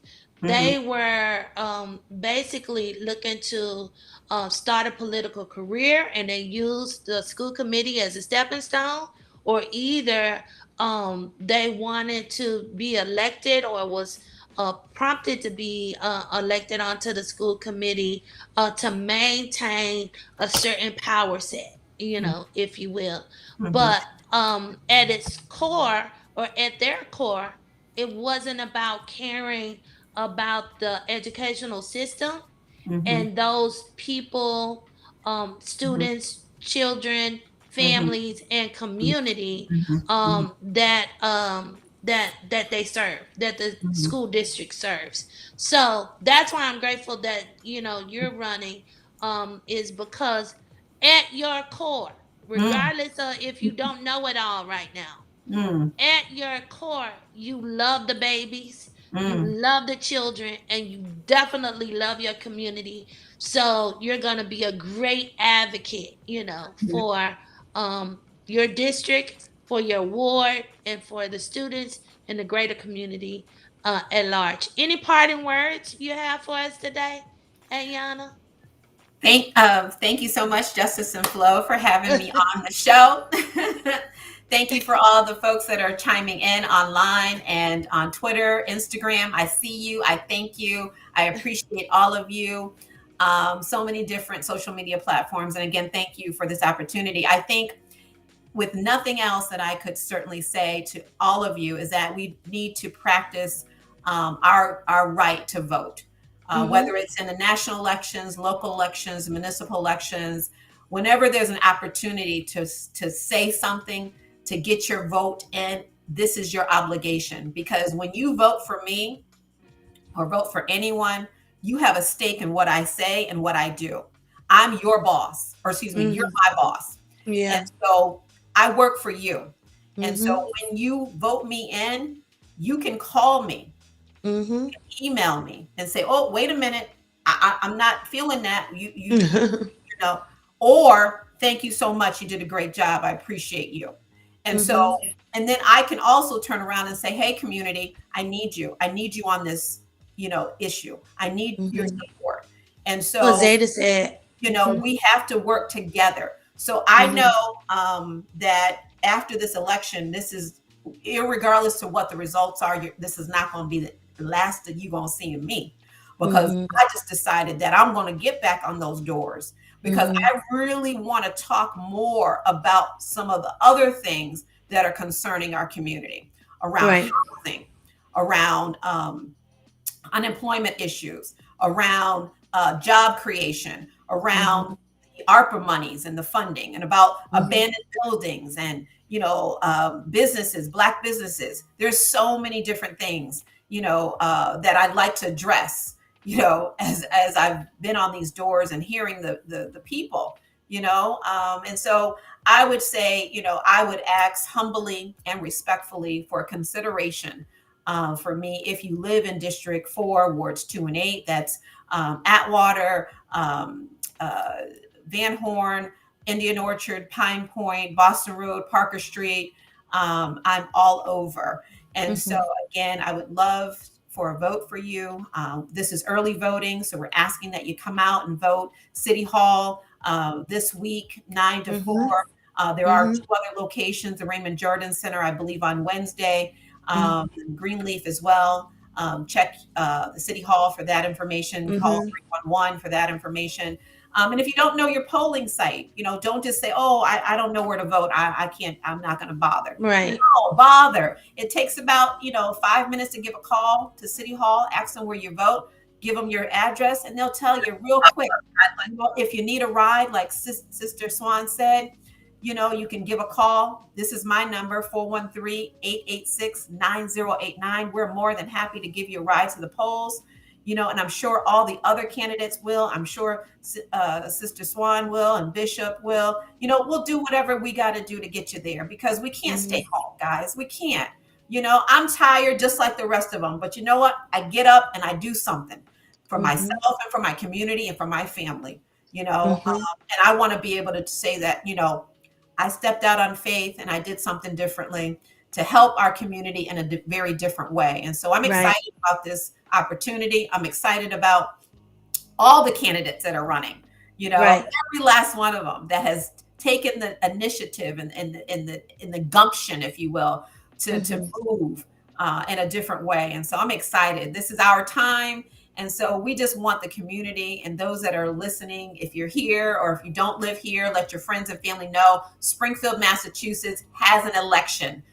It's November 2nd. We're asking you to bring your families, your cousins and them, like Bishop says, to the polls. And so that we're not saying, you know what, I wish I coulda, shoulda. No, this is your time. This is your opportunity to have a voice in local politics. And I'll say, like I said to everyone, I am not a politician. I'm a mother. I'm a grandmother, and I'm an educator, and I'm a lover of this city. And I want to get back to where it used to be. And so that's why I'm running for this seat. And that's why I'm in here. So make it clear that I am not a politician. I'm a mother. I have a master's degree in education. I have a BA in psychology. So I do know how to read and write. So you will be getting someone that's competent on the school committee. Better believe that. You're a product of the school system. Your grandmother? Sir? Yeah. You're a grandmother? Yeah. I am, sir. Okay, so what do your grandchildren call you? Grandma. I haven't gotten a name yet. You're the first one. That's it, Grandma. No generation that I know of that don't have a made up grandma name and is sticking with grandma. All right. Why is it made up? Well, you want to be called Mimi and Momo and Moo and but you know, and some of those everything terms came from other cultures, but it means grandma. I'm just saying. But most of those terms came from other cultures that mean grandma. Maybe whatever that word is. So for grandma and like Swahili, I was thinking about that. You know, so I can definitely see that, First Lady. I can see that. The Bishop just trying to be funny. I know. You know, because my grandkids don't call me grandma. No, it's not just you. It's not just my sister. My sister was Mimo. And I mean, y'all be coming up with some doozies, boy. Y'all just but we don't be coming up with them. They're already out there, babe. They just come from other cultures. Okay, what's wrong with Granny and Grandma? This usually, you know, our mothers and stuff was still alive, and that was reserved for them. That's why. Okay. Fix it up. Thank you so much, Ayana, for joining us today. You've been awesome. You've been fantastic. My prayers are with you. You know that my support is with you. And like I said to Zeta, and in our earlier conversation with Zeta, you know, it's more than just going to the polls, but right now that is that is very much part of the process.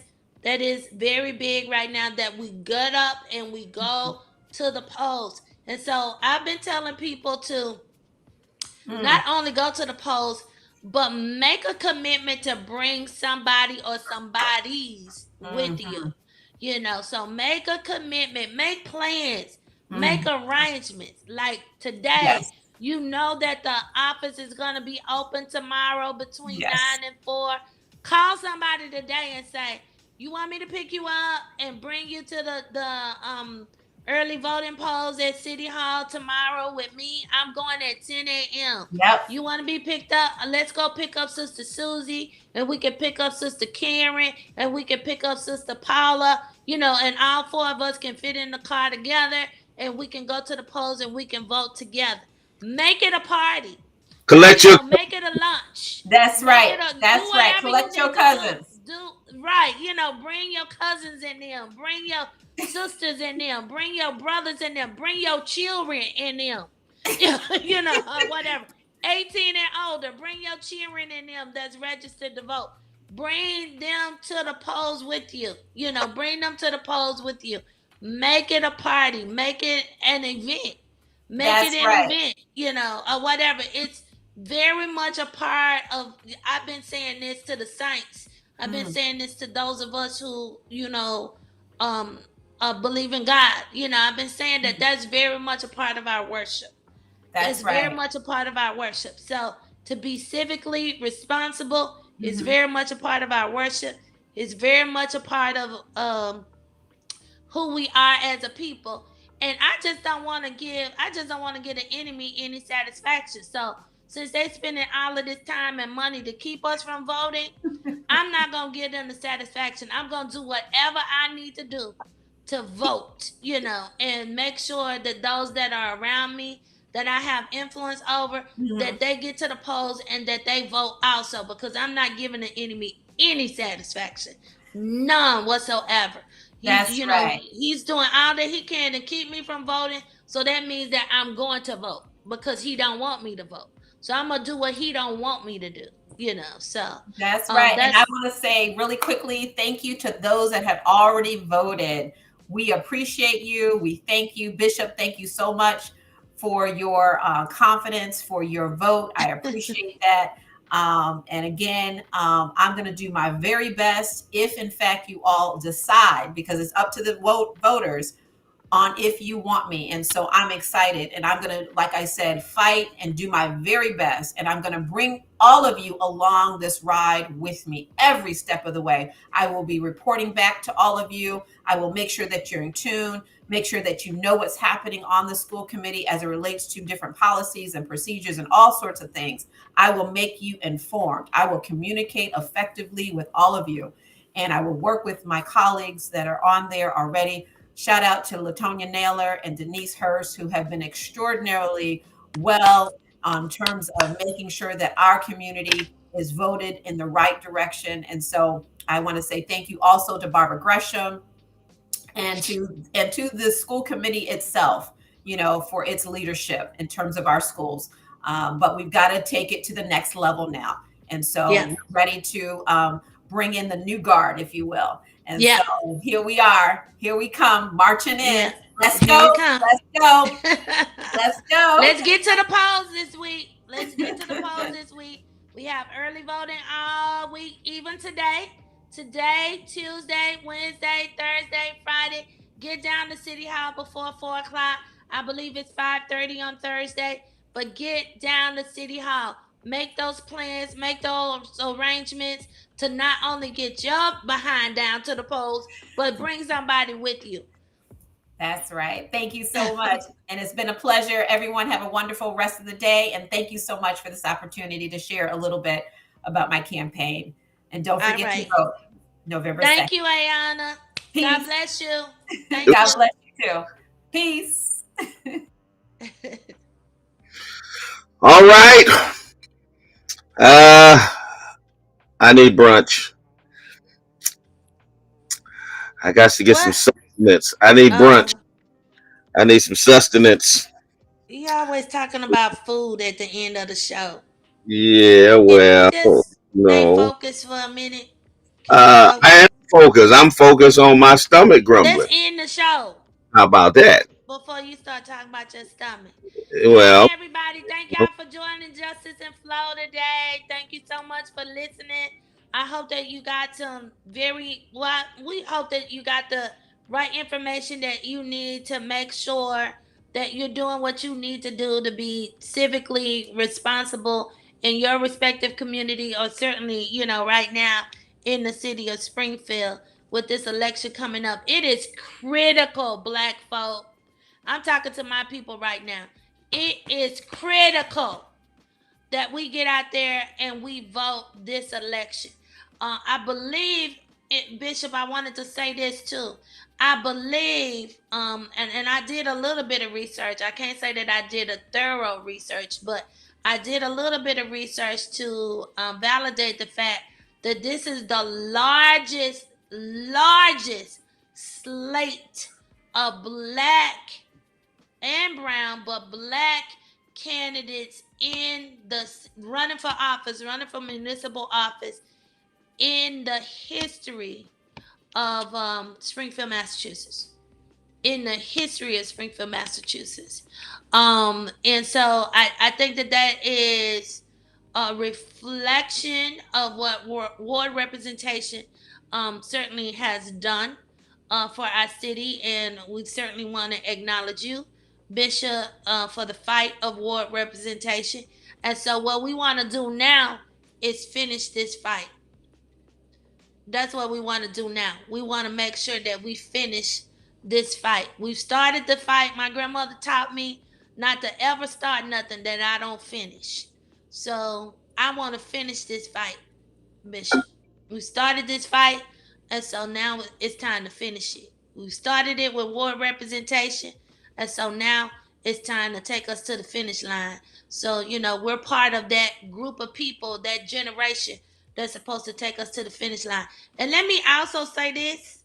I don't believe you as woke as you think you are if you are not participating in your local political elections. Well, everybody claiming to be woke ain't woke. So, well, they sleepy. Yes. I don't even know if they sleepy. They're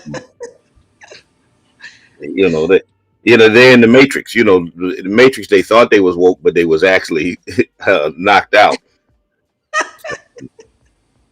Okay. How that go? Get out the Matrix, y'all. Get out the Matrix. Get out and vote on November 2nd here in the Pioneer Valley, and early voting. We're in elections nationwide. You need to get involved in your local elections and all of that kind of stuff. Right. And choose the right candidates. All right. Please. And know who your local candidates are. Don't only focus. Don't just vote willy-nilly. The White House and all of that. Just vote willy-nilly. Know who's in your mayor's office and in the governor's office, and who your state auditor is, and who your secretary of state and your register of probate and all that kind of stuff. Know who all those folks are, as well. All right, we're gonna transition out. Listen, once again, if you are looking for a place to worship, check us out at the Spring of Hope Church of God in Christ, 35 Alden Street. And check out the message from yesterday. It was one I preached in commemoration of Breast Cancer Awareness Month. And it was entitled Living When Death is at the Door, inspired by my late sister who passed away of breast cancer nearly 6 years ago. And once again, on next week, we'll be remembering Domestic Violence Awareness. We had pink this week, purple next week. Check us out, 11 o'clock a.m. at the Spring. And of course, we'll be streaming live. Out until the next time we talk to you, you talk to us. Always remember, God loves you. So do we. Deuces.